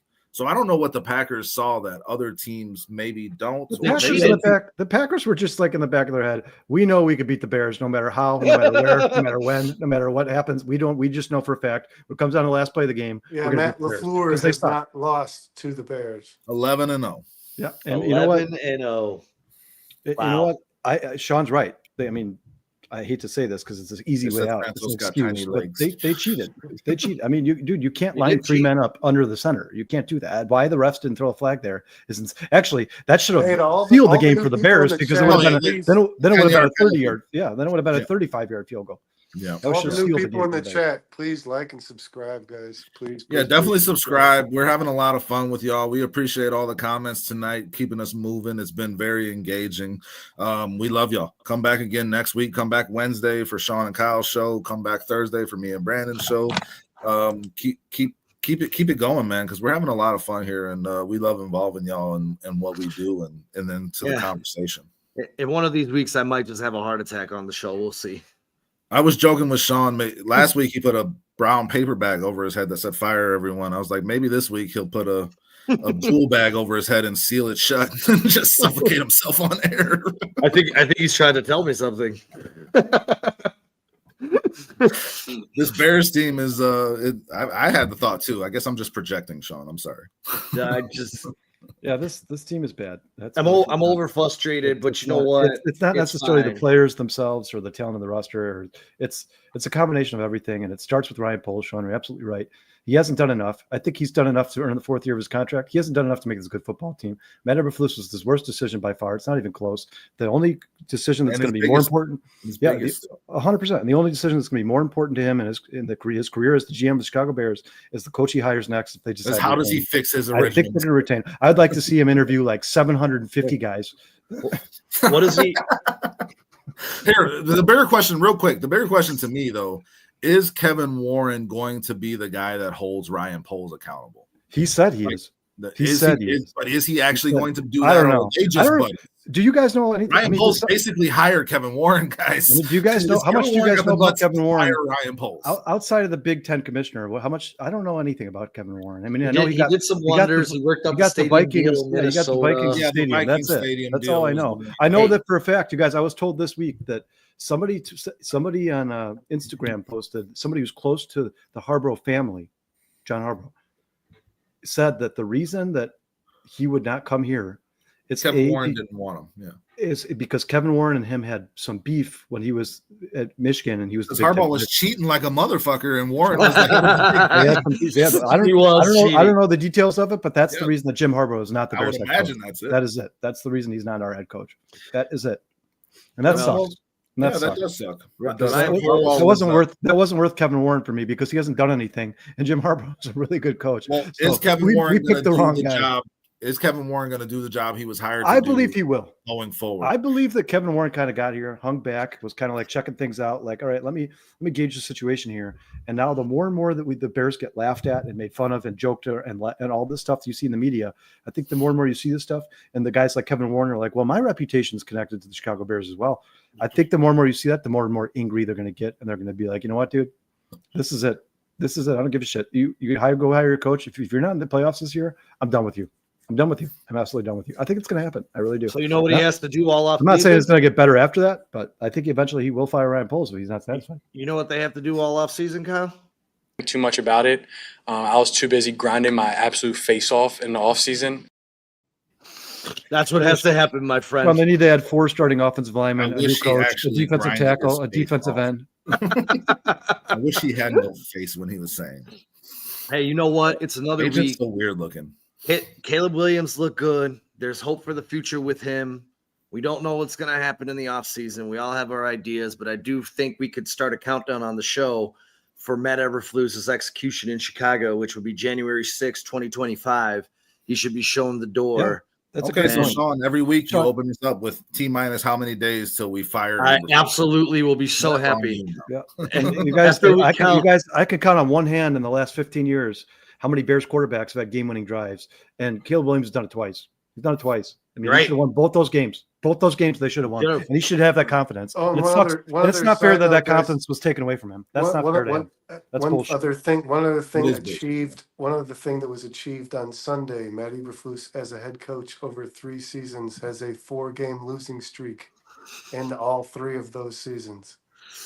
Yeah, let's go Eberflus. At least he's consistent, guys. Yeah, he's very consistent. We know what we're getting, guys. That's a quarter. He's basically lost a quarter of the year consecutively every year he's been a head coach, dude. Unacceptable. His Wikipedia picture pisses me off so much. I don't know if you guys have seen it or not, but it hey, Kyle Harris, you still in the house? Because no matter what, I'm still standing here saying fuck Green Bay. That's a good way to end the show, ain't it? Yeah, absolutely. We got anything you want to get out there before we wrap up? Shit, fuck Green Bay. All right, yeah. We got to do it. Yeah, thanks all listeners. Dennis, Harris. So we lost. You know what? We lost. But we won, and that's the one thing we got to take away from this. Yeah, Matt, thanks for joining us, Matt. I'll Dennis see you Moody, at some point this B-Dog. week. Dennis Moody. Ryan. Who's the Zach Lipsy. Independent Aquaman, Jedediah Harper, Appreciate Zach you. Lipsy. Yeah, everybody was in Guys, here killing it. thank today. you. Dog, Thank and you man. all for joining us. Brandon, Dustin, appreciate so you guys. much. Always a blast. Breaking news, man. Bruce. We appreciate the love and support every week, You man. can Coming find back, Dustin having a blast and with the- you guys. You can find Dustin and the Commando on CSP tonight at 8:30 again. Yeah, we got to get off here and get ready for that. Yeah. And then Until see next week, Sean and I everybody. on We Wednesday. love you. Well, not next And week. the Bears are beating the Vikings. You know why? Because they barely escaped Jacksonville. Watch. Prediction. It's not Tune a in on prediction. Wednesday It's for a spoiler. Sean's score prediction. Tune in on Hey, that's a Wednesday for Sean's spoiler, score. my friends. Yeah, we'll see you guys Wednesday. Dennis Have a Moody good says night, you should take everybody. an aspirin, Sean. Take an aspirin. Bear down, everybody. Bear down, guys. There it is.